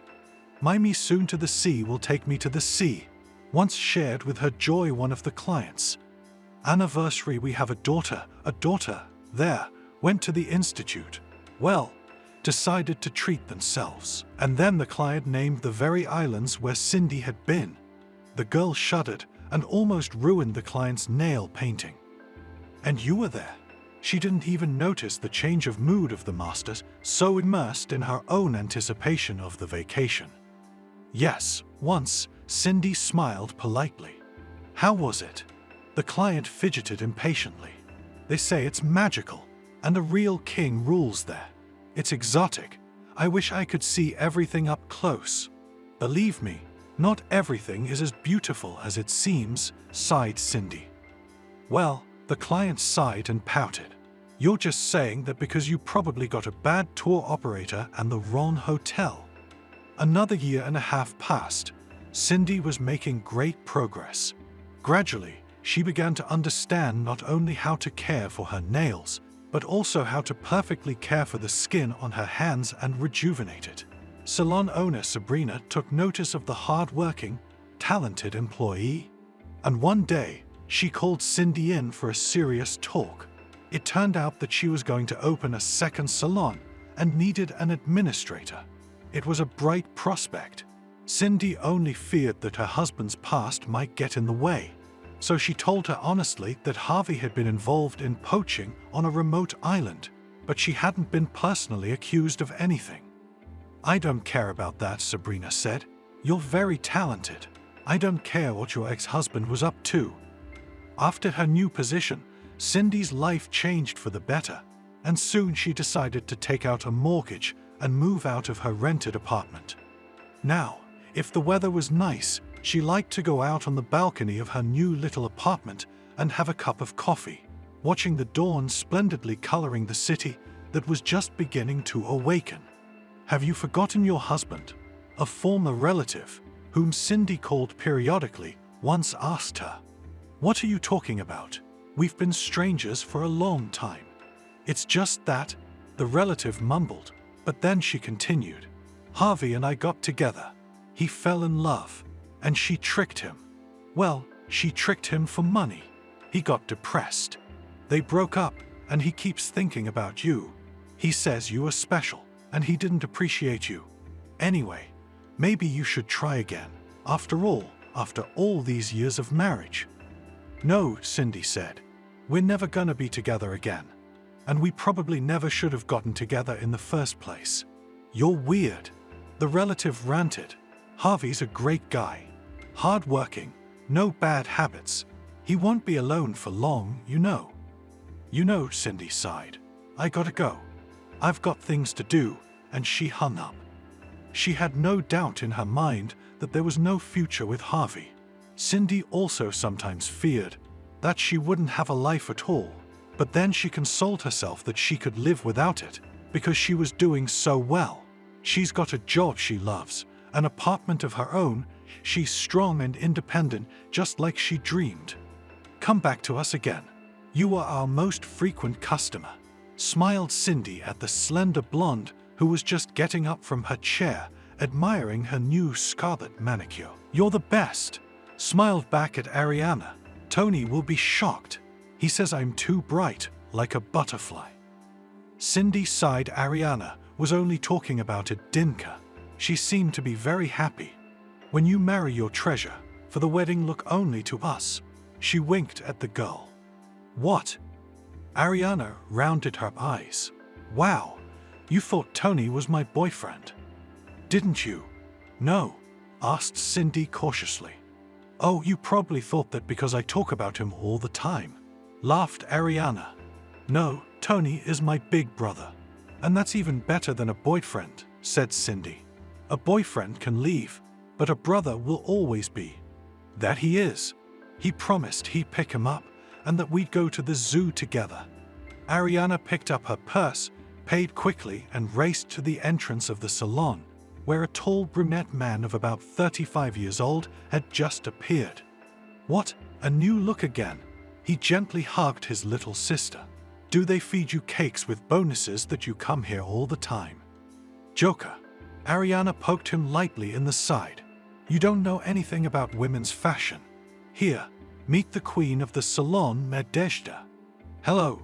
Cindy smiled politely at the brunette and extended her hand. Nice to meet you.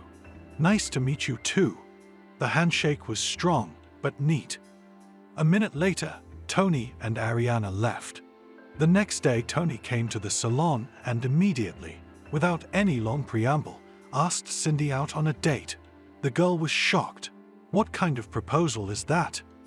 I'm not saying it was love at first sight, but I just thought I'd make a quick first move before someone else did. I'm afraid such a charming businesswoman doesn't lack suitors.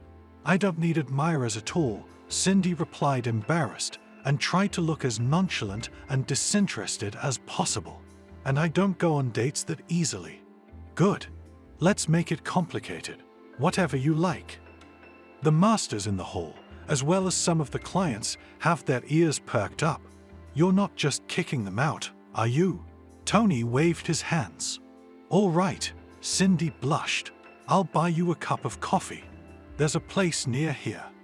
And as it happened, the first date was followed by a second, and then another, and another, and another.